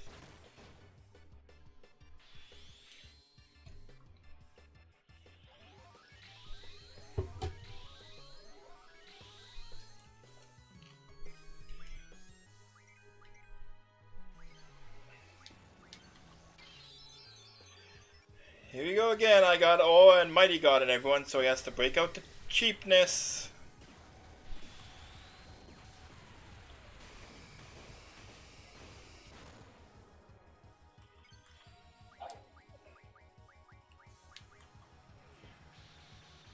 Mighty God on everyone with Aura? No, I'm not gonna allow that.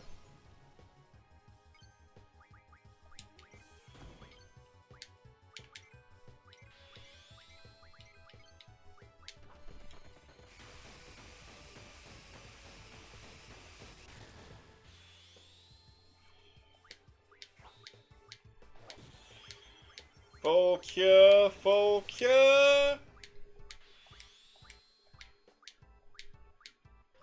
Phew. There we go.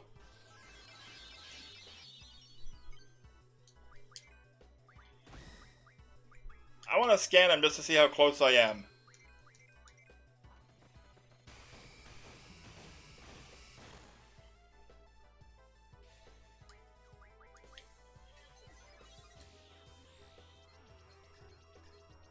Okay, Kench.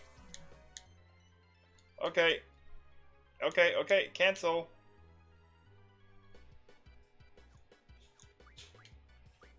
Okay, who are you using it on?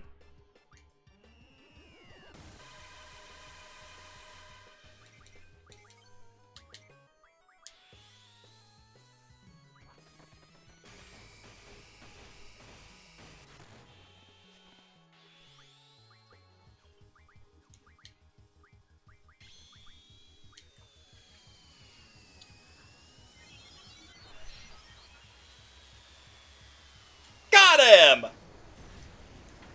And I didn't have to use invincibility. Just a little bit of luck and some patience and caution. Bye-bye.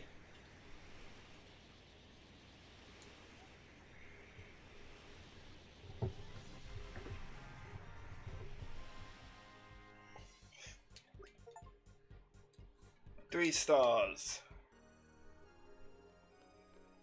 Oh, wait, hang on.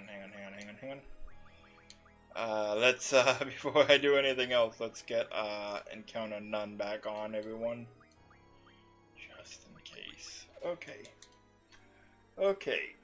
Now, we got that.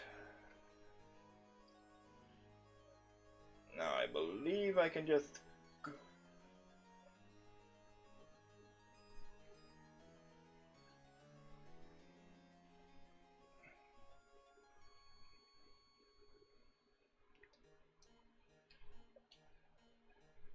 Okay.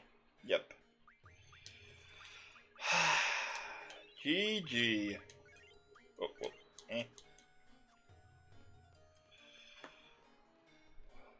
Oh, yeah. I hate when the problem is, like, with the PlayStation era bosses, though really it also applies to an extent with FF10, they fall into a habit of letting you make the party so ridiculously overpowered that they have to make the super bosses cheap. Like Emerald Weapon, at least you can strategize around if you understand how its air tam storm works. But Ozma is just plain cheap because, like, it gets turns in between your turns. And again, I explained how Mega Weapon is cheap, you know.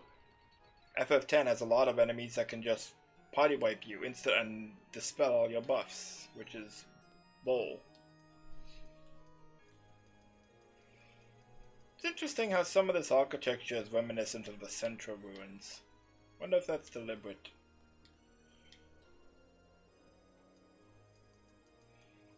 Now we're on the final causeway. And this is really what makes it feel like Castlevania to me, is you climb the clock tower and then cross over to the boss's pet lair. Really makes it feel like Castlevania. Okay, here we go.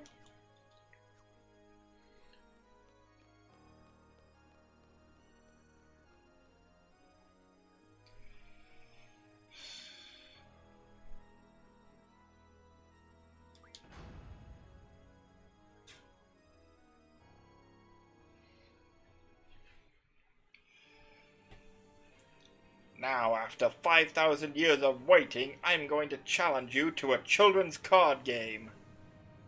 Oh, that's always fun.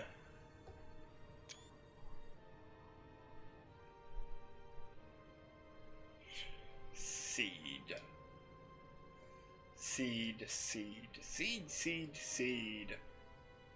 Curse all seeds. Swarming like locusts across generations, you disgust me. The world was on the brink of that ever-elusive time compression. Insolent fools, your vain crusade ends here, seeds.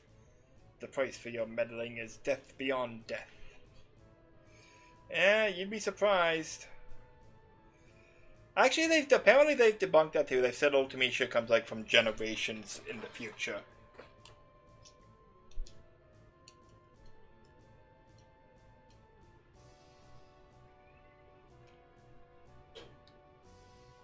Yeah, I think the Manoa's Ultimecia theory is interesting, but I personally just don't buy it.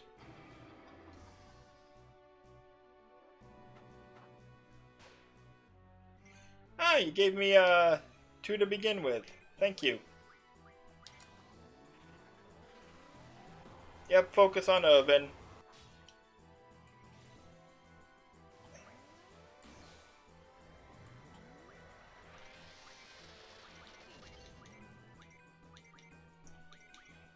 Now, yeah, whenever one of your party members is KO'd, she'll absorb them into time. And someone else will take over. I want selfie.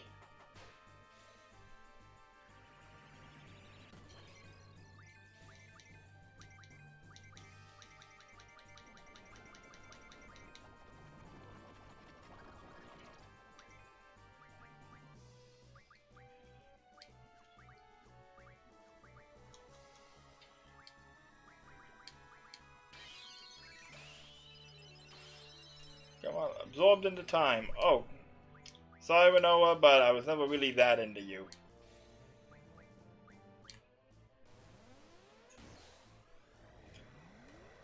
Yeah, that I think is neat. Like, I actually did like theory craft on the FF Discord. Basically, like, I think if you want to make Ultimecia's into a stronger villain, like, you make it like she wants to use Alone's power to junction with the Great Hind in the past.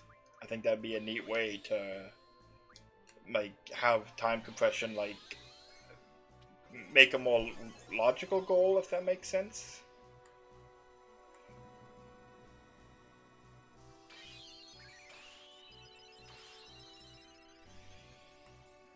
Okay, here we go.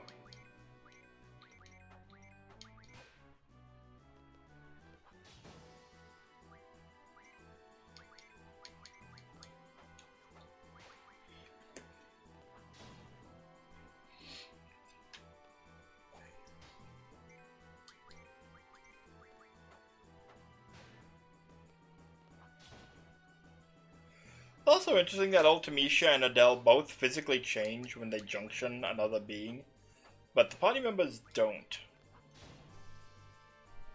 Like, I'd ask questions, but you know, it's like probably not that big a deal. You could hand wave it any number of ways. It's due to how they junction them, it's because of their sorceress power. Gameplay wise, they just couldn't affect that on party members.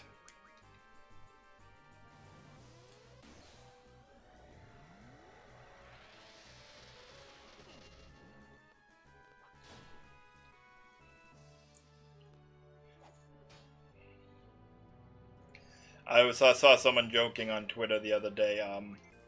Ultimecia is such a classy villain. She has a wine cellar. I joked. I just remember that the entire world throughout history hates me and I'm destined to be killed by a pack of emotionally stunted teenagers. Yeah, it's wine o'clock. Got her. And now she draws the image of the most powerful guardian force from the party's mind.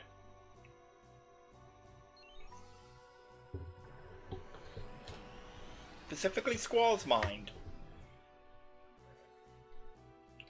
And Squall idolizes lions, so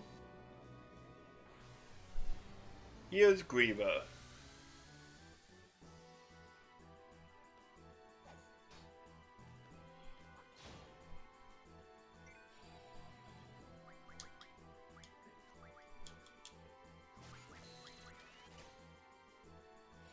You stole a meteor, dick.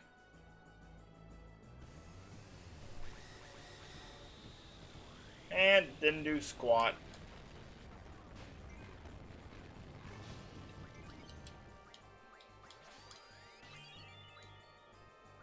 Huh?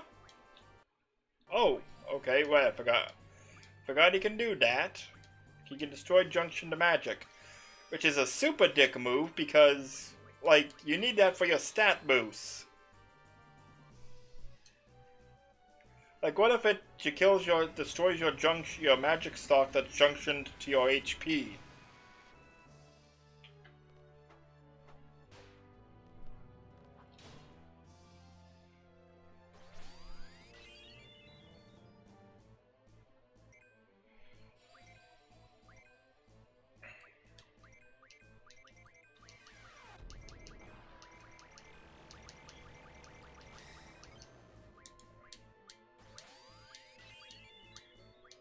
Like, he's really picking on Quistis.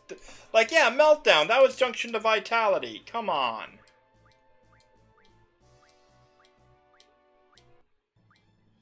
GF's true power.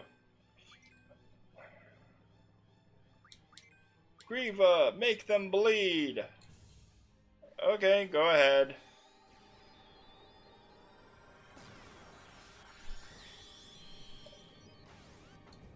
Yeah, not that bad, really. Shockwave Pulsar. Was it Shockwave? No, that doesn't work. Flame? Was it Flame? I will show you how.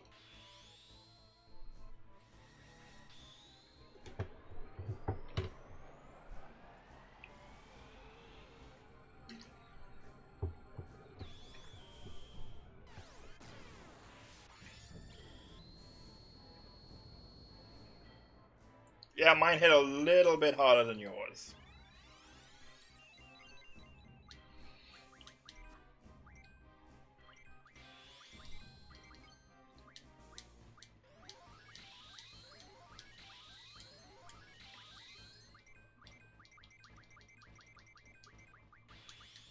Okay.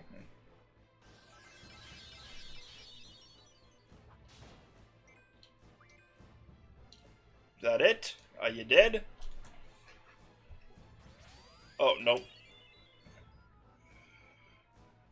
Asuna. Okay, so that's part of my status defense. Would have been gone if I still had it.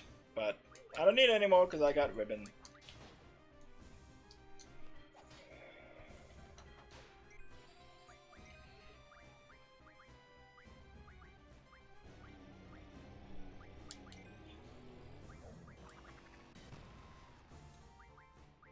Eh? Is that all you got?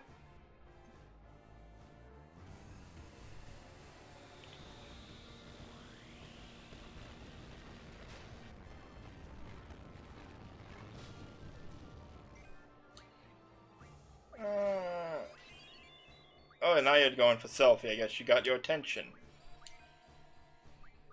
Pain. Sure. Oh yeah, you can triple cast it. Go ahead. I'm immune to status ailments. I got ribbon on everyone. Thank you, Angelo. Where's my meteor? There it is. Berserk? Sure.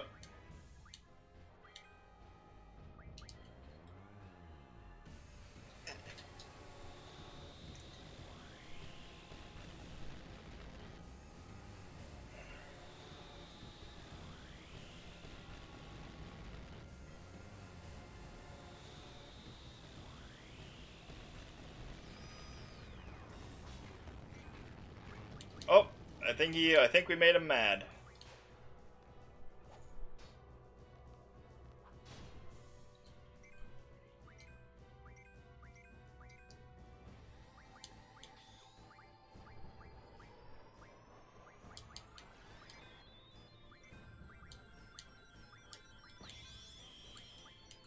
Yeah, this ain't nothing. That all you got? Come on.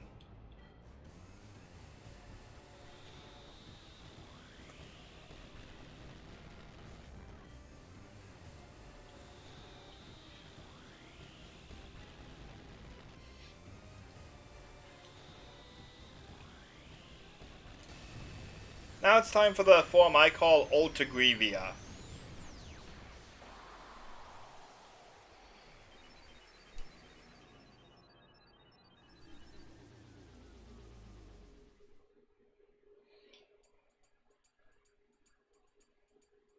I shall junction myself unto Griever. Honestly, it would always make more sense to me, like, you defeated Griever, so you were to do an energy state, so she junctions it unto herself, but...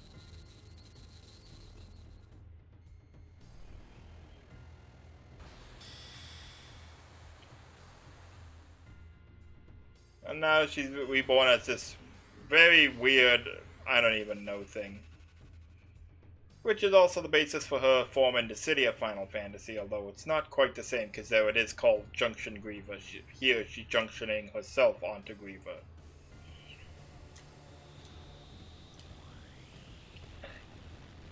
Oh yeah, I just remembered. I have to cast Meltdown on him, get Vitality 0 in place.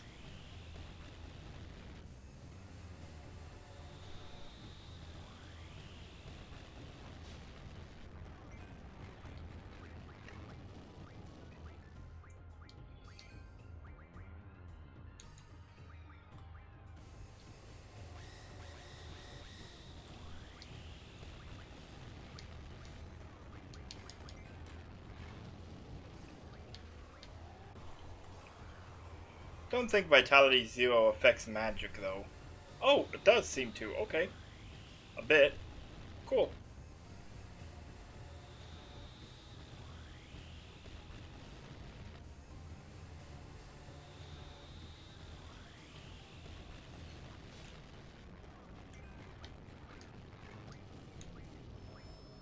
Yeah, she summons a Helix now.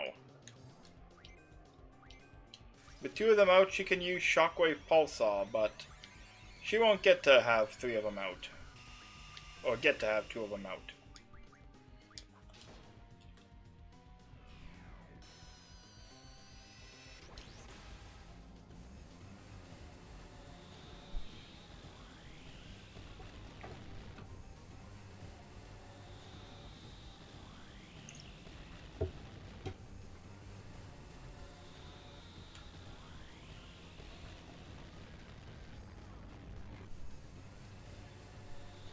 Yeah. Unfortunately, again, because, like, the Gen game encourages you to cheese and break the game as much as you can, not much to it except using the same kind of strategies as always. Buff up, heal up, and bust out your strongest moves. Triple cast spells or limit breaks.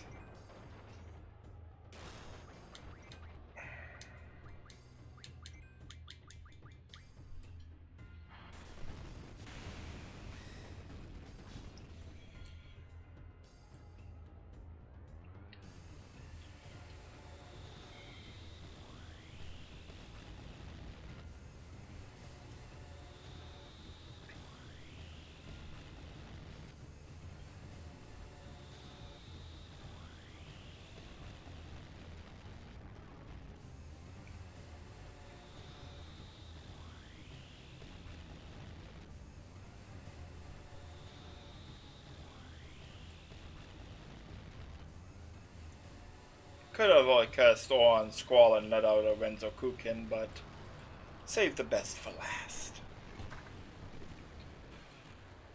We're not done yet.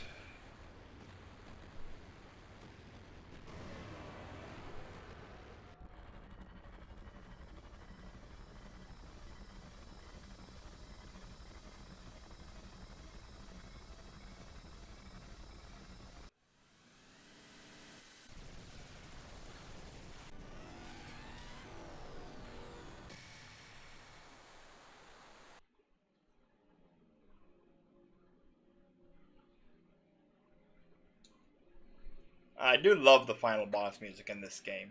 Music all around is awesome in FF8, but final boss theme in particular.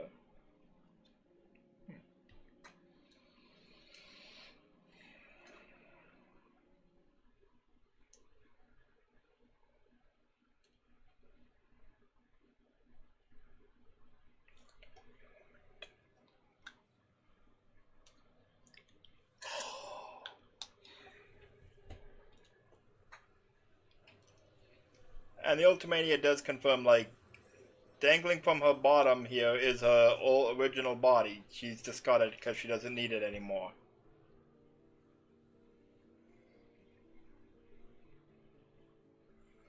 Time shall compress. But yeah, she's discarded her body to become a transcendent being.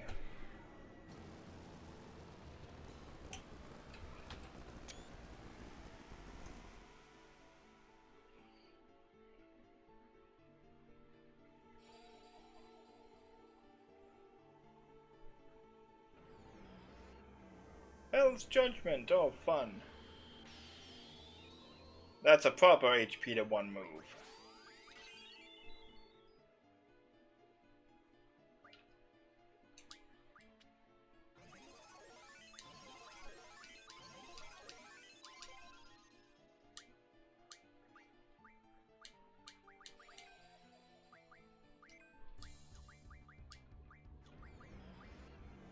Here we go, the extreme.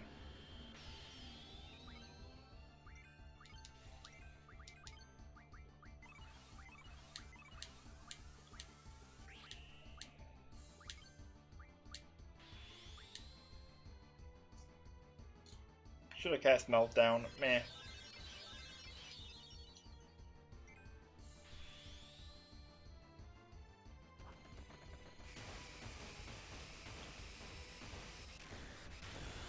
Heck, I don't think I needed it.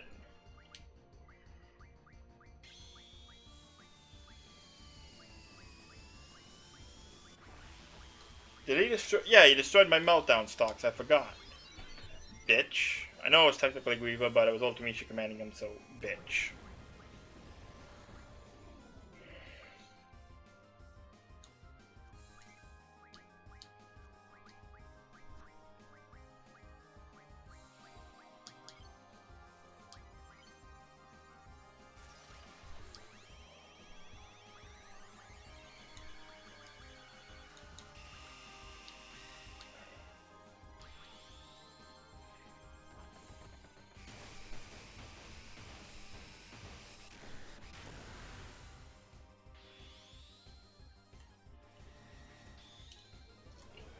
Also, the whole battle background is Ultimisha's body, so that's kind of weird looking to like see the entire battle background being warped like that. Is Quistis the real time compressor now? Because Ultimisha is absorbing all time and space.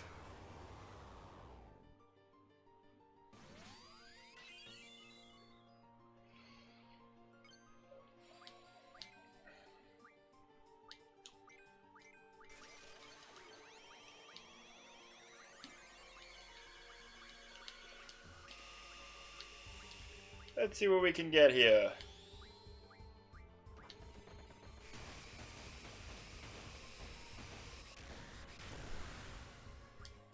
Yeah, no thanks, bot. You can piss off.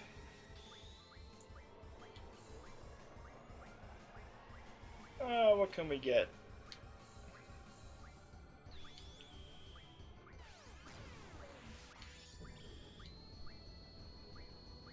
Holy...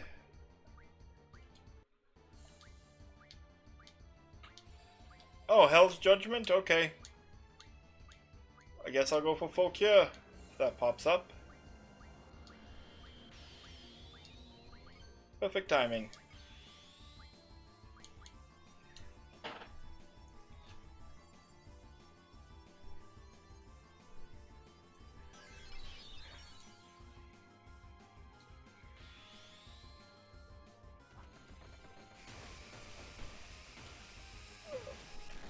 Ouch, that sucked.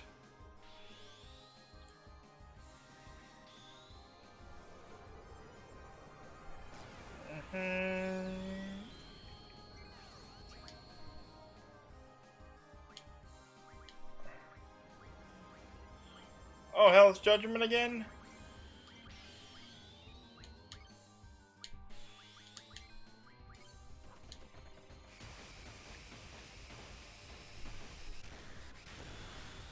That's better.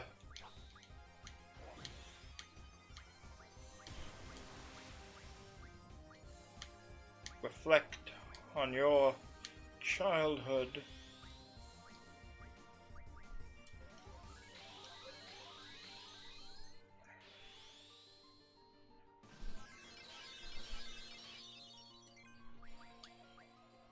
And yeah, now also we can get the ultimate magic Apocalypse here.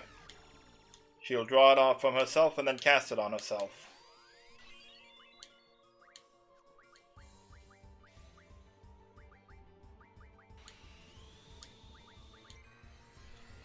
Let's see how good it is.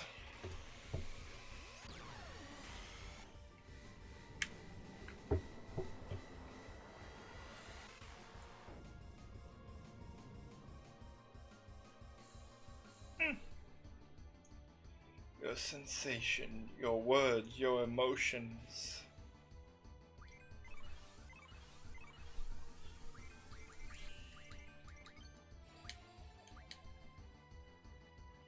Your turn.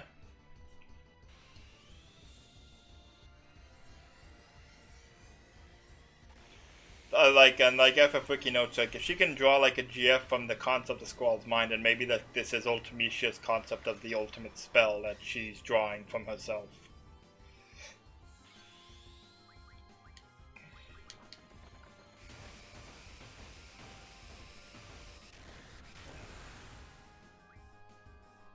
Time.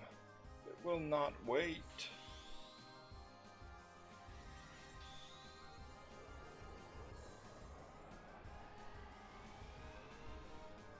Yeah, and this is like him into hint to Ultimicia's child, to Ultimicia's motives again. Like she doesn't want to die, she doesn't want to let go of her life and all that. No matter how hard you hold on, it escapes you.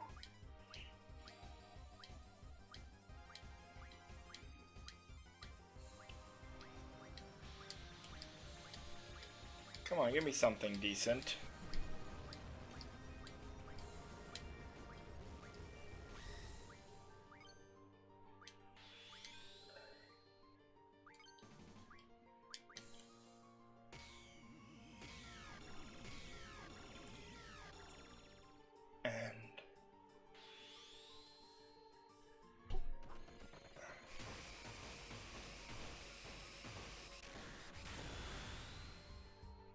Blasting zone. Is there still an atmosphere where we are?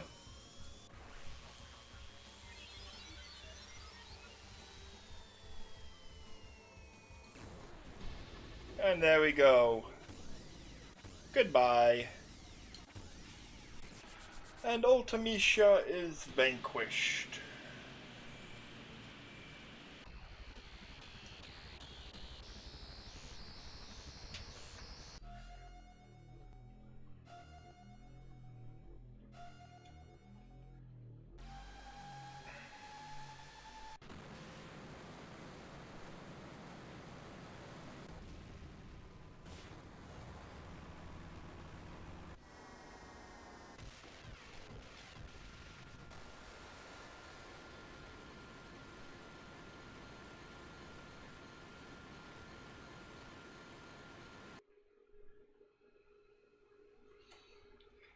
And now the ending. Everyone's kind of got the Ultimicia motion blur going on. King Zabalga? That's possible. The deep sea research on it, I was actually thinking like it's probably related to the Centra, because you know, Ultima weapons down there, and you can draw Eden from it, which is the garden, and they're all undersea ruins down there, so let's calm down and think where we have to go. Don't pick the wrong time. Whatever you do, don't fall into a time warp. Thanks for the advice. And this is where like the game does kind of bring Squall's character development back, because again, Squall's the kind of guy who doesn't wanna rely on other people. But here he kind of has to rely on them to believe in him and keep thinking he exists, so that he can find his way back to them. And of course it comes back to Renoa though, because you know, the other party members,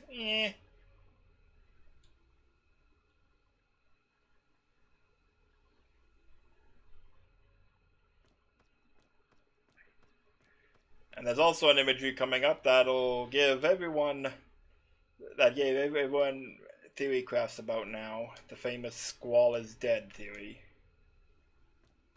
Yeah, like everyone else was trying to go home, but Squall's having trouble. Believing in others that believe in you, it's still a challenge for him. I'm gonna find Sis. Okay, baby Squall there is kind of cute, and how he looks almost exactly like real Squall. Adia Squall. Matron. And yeah, the final twist of the game. Have you seen a little boy? You don't have to worry, the boy won't go anywhere.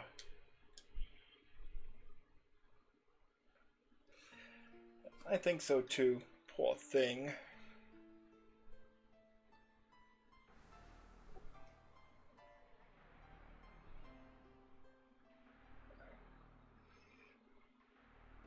The sorceress?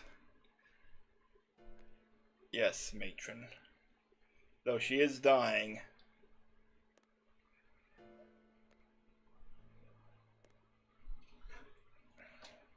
It's okay, there's no more need to fight.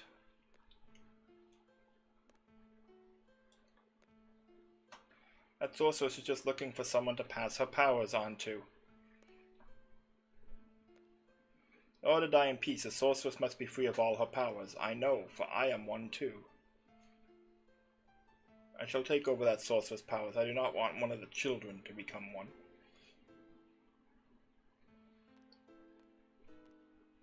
I can't disappear yet. And really, this should make a major time paradox with sorceress powers, unless, as many assume, sorceress power just naturally grows weaker over time. Because otherwise, then Ultimecia is continuously passing her own power onto herself. Is this the end? Almost. Who are you? A seed from Balam Garden. And this is where, like, Squall sets in motion a time loop where that ensures Adia will go on to found Seed and Garden to fight Ultimecia. And Squall will be their commander, probably because she recognizes him. Like, he doesn't name himself here, I believe, but you know.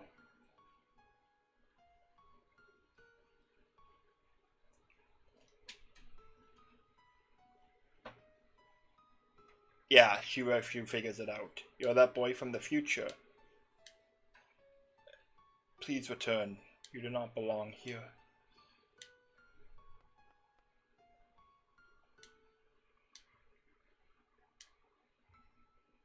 That is a what if story. What if Squall stayed in this timeline to, like, try and help his younger self, you know? Timeline be damned.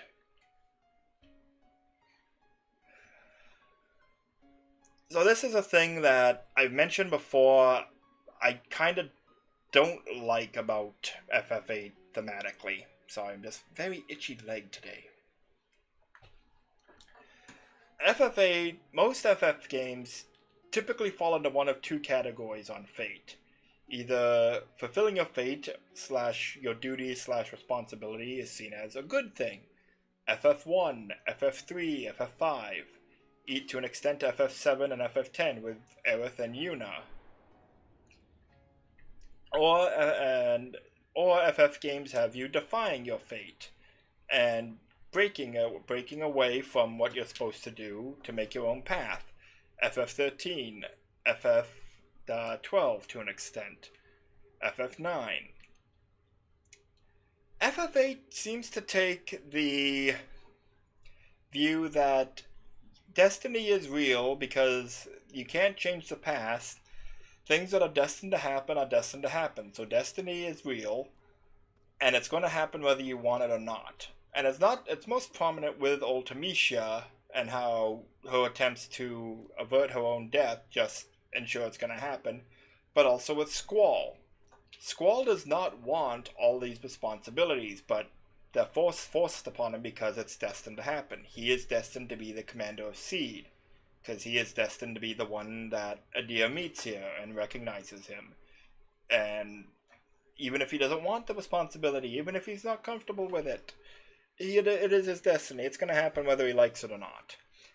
And I don't like that view. You know, it's kind of a cynical, pessimistic view. Like, yeah, there is the sense that you'll have to fulfill your destiny or things will be alright, but it's also like the view that but your own stake in this doesn't matter. And like Squall even said that on disc 2. He felt like he was a puppet being manipulated by someone else's scheme. And yeah, pretty much. Like, he's just playing the role that he has been fated to have, mostly because of happenstance. Like, any of the party members might have ended up at Adia's orphanage and spoken to Adia then, but it was Squall, so he is destined to be the leader of Seed, even if he doesn't want to be. And I don't like that. The entire game, characters just push more and more responsibility and burdens on Squall that he should not have to deal with, does not want to deal with, and is not prepared to deal with. And he is uncomfortable with it, visibly so, and characters ignore his feelings about it. And you can even kind of say that about his relationship with Rinoa. The other party members really ship them and push them together, even when Squall isn't having any of it. He is just being pulled along by his destiny and what other people want him to be, instead of what he wants to be. And that's why I think him going off on his own on Disc 3 to help Rinoa should have been given more emphasis from his own perspective. Like, you know what? Sorceress has been defeated. Seed's duty is done. I'm not a commander anymore. I just want to do what I want to do for once, But that's not how the game frames it, really.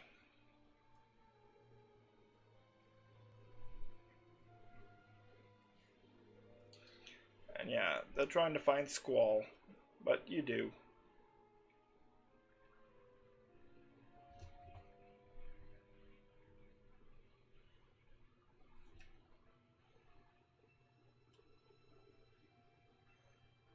Trying to find Rinoa, trying to find Squall.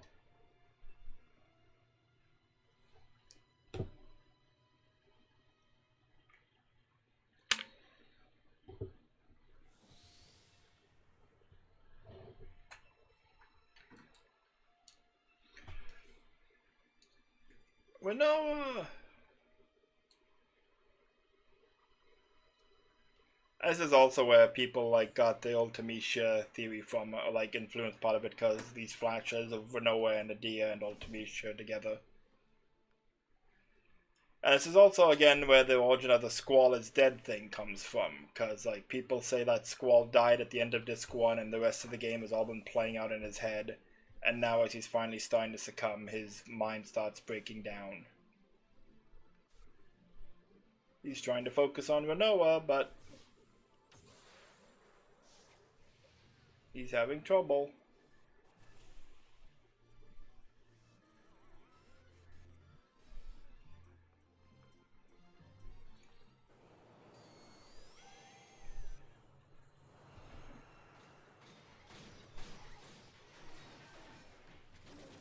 I'm trying to think of all of them. And this is another thing, this ending FMV, this shot of Rinoa at Balam Garden after it takes off. That's in the FMV regardless of if you took her to Balam or not, so it kind of implies that that's canon. And yeah, he's kind of trying to picture, but it's blending with Ultimecia's castle. He's having trouble.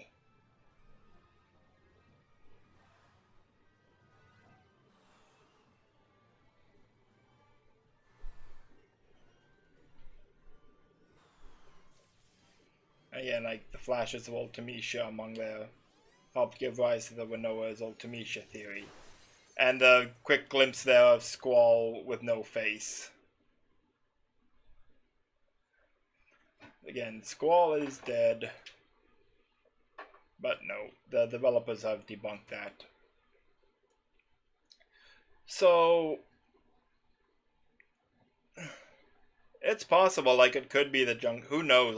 Rinoa's Alone's powers are so poorly written that it could be what, they could be causing this, End of game. Finish the game. Thank you. Okay, so putting aside my controller, I said when I began this playthrough that I consider FF8 the worst game in the series. Not bad, but I do think it's the weakest entry. And I wanted to see if this playthrough would make me reevaluate my thoughts. Because I once actually thought FF10 was the weakest entry. But when I replayed it with the remastered version, I'm no, there's a lot more here. I wouldn't even put FF10 in the bottom 10 now. No. Like, I was very wrong. I was totally off base with that. I wanted to see if something similar would happen with when I replayed FF8. Did it? On one hand, there is a lot more to like here than I thought. There is a lot more cohesiveness to some of the story and plot elements than I thought. I don't know if I would call it the weakest entry, but I would say it's one of the weaker entries. I personally would compare it to FF13 or FF15 in that I see why some people really don't like it and hate it, and why some people really love it. Like, again, I understand, if you love FF8, yeah, and that's fair, like, if you love FF8, I'm not going to tell you you're wrong. I understand, there's stuff in here that will really resonate with some people. But for my part, it still didn't. I would still personally say this is my least favorite game. It is not without value, there are things in this I really like. But I just have a lot of nitpicks and a lot of problems with it. That being said, there is potential here to be a really good game. Part of it is the localization process. Because, like, if you look it up, you can look up online people discussing FF8's translation. They're talking about, like, Squall's dialogue was not properly translated in points, like, his whatever catchphrase comes off as a lot harsher in the English localization and the Japanese, where the equivalent is more like, my bad. And it's also used more often than the Japanese, too. And, like, they completely distorted old Tamisha's character. There's some lines they just plain messed up. Quick thing I want to toss aside here. My interpretation here was, when I first played through this game, my interpretation, I don't know if this is true, I don't think this is true, you know, but my interpretation was that Laguna used time compression when everyone else was swimming through the time stream. He used time compression to go back in time and propose to Rain, because he had never gotten a chance to in life. So, like, he wanted to, like, take the opportunity to fix the one thing, like, in one error he made. You know, so then time as we're set back to normal, and now they're married and her gravestone has his name. Again, I don't think that was the intention, and I think, like, the Ultimate even specifically says that, no, they did get married, it's just we didn't reveal it till the ending. But that was my interpretation when I played this as a kid. Which, you know, I think it's good either way, you know. That they were married, but Laguna lost her, versus Laguna going back in time to fix his mistake and see her one last time. Anywho, as I was saying, FF8 does have the potential to be really good. The localization is one part of it. The localization is not good. I'd really like to see what a retranslated script mod for this game could do for it.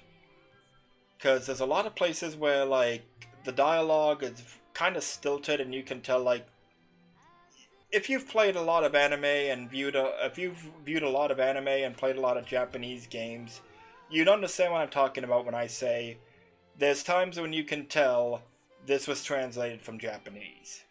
And FF8 has a lot of that, I think. So, like, a retranslation mod could do a lot for this game. My favorite, FF6, no contest. Runner-up would be FF9, and then I'd have to go either FF12 or FF7 Remake. Or Rebirth, rather. We'll have to see if they stick the landing on the Remake trilogy as a whole, but as it is, I really like those two. More than the original FF7, if I'm being honest. But, yeah, so I'd like to see what a script retranslation mod could do for this game, to clarify some plot points, explain some plot points better. Because stuff like Sid and Adia being married, the GF amnesia stuff, it's not completely unforeshadowed. It does not come out of nowhere. Could it be foreshadowed better? Yeah, yes, you know, but it's not out of nowhere. The biggest weight around FF8's neck in terms of story, there's no getting around it, Alone. And, like, they just don't want to explain how Alone's powers work. Alone is, I've made the joke, Alone is just the wizard who did it. They do not want to explain her powers, because her power, but it's like, I don't need I'm not one of those people that needs an explanation for every single plot element in a setting. FF6, how exactly do you extract magic from espers? That's not important. FF7, how exactly did Sephiroth exert control over Jenova cells? Not important. There's just some details that are not critical to understand. It doesn't, understanding how they work does not detract from the story, and understanding it would not enrich it. And like with FF8, how exactly do GFs and junctioning work? Like, the party stalking these spells and junctioning to their stats somehow. How exactly does that work?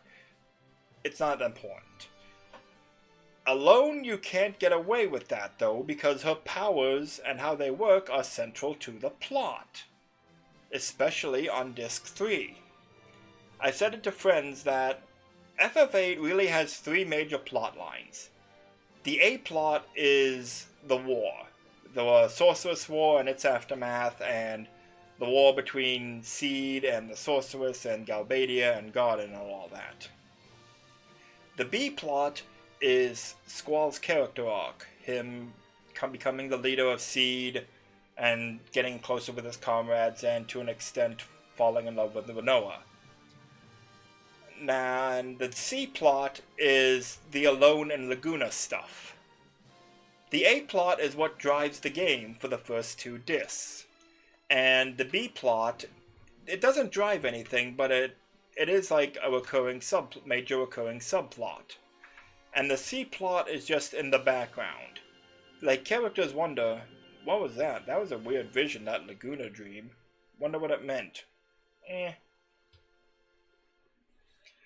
But then Disc 2 happens. With Disc 2, the A plot, which had been the driving force of the game up to that point, the A plot, the war, it just gone. Like, Galbadia Garden just vanishes after Disc 2. With no mention that it was ever destroyed or anything. And Galbadia may as well stop existing, because aside from the brief moment when you fight them on the Lunatic Pandora, Galbadia has nothing to do with anything anymore from Disc 3 onwards.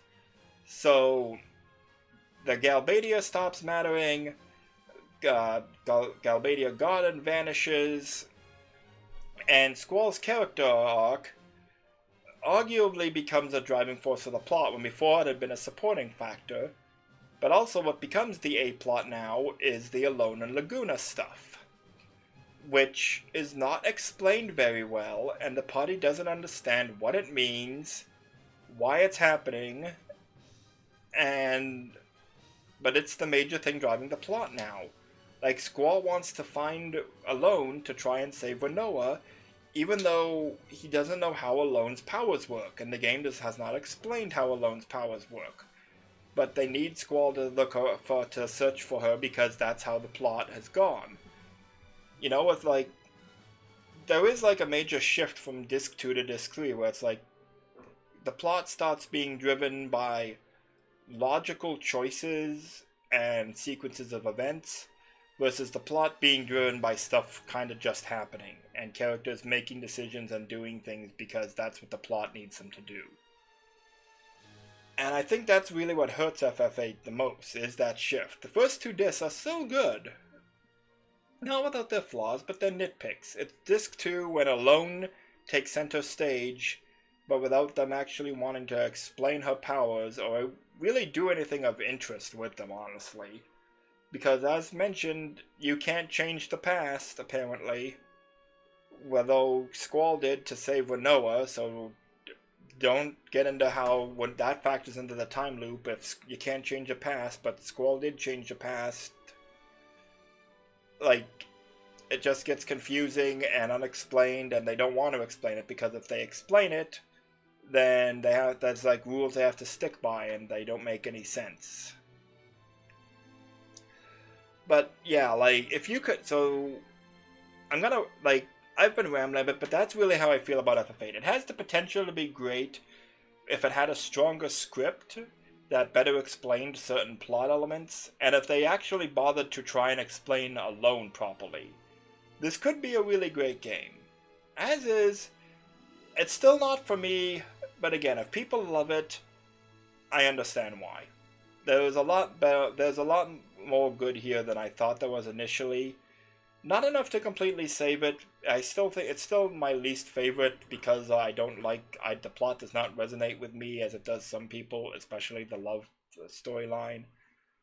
But overall, yeah, I get it. I guess that's what I'm saying.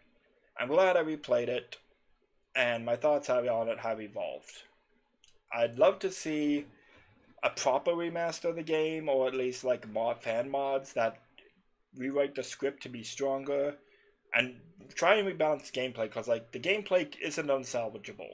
Just like put level caps on certain abilities on what you can refine in that to limit the party's access to powerful spells and items and that. Like if you couldn't COD mod until Quetzalcoatl was level 20 or 30 or so, that would take a lot of the game breakage out of things immediately, but also like refining tents into Kiragas to get thousands of HP. Maybe Siren has to be level 10 before or 20 before it can refine Kiraga, you know? And if you applied that across the board, the gameplay system could be much better balanced. Endgame would still be broken, but you know, it's part and parcel. Like FF6, I've modded the hell out of that game to try and balance it, but there's still certain aspects where it is broken, you know? But it would help FF8 a lot.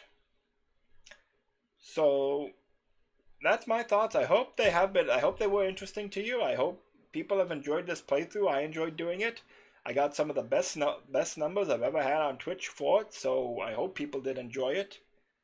I am gonna continue streaming later this year. I'm not sure what. Part of me wants to stream Final Fantasy VII, but on the other hand, there's also Clara Skira or Expedition 33, I forget the name. I am completely blind about that game, but I've heard everyone raving about it. So I'm interested in that out. And I will be getting the Tactics remaster. And I know some of Tactics' story, but I've never played it. So yeah, that'll be fun. So for now I'm gonna sign off. Thank you everyone for watching, and I hope to see you later in the year when I return with Final Fantasy Tactics and beyond. So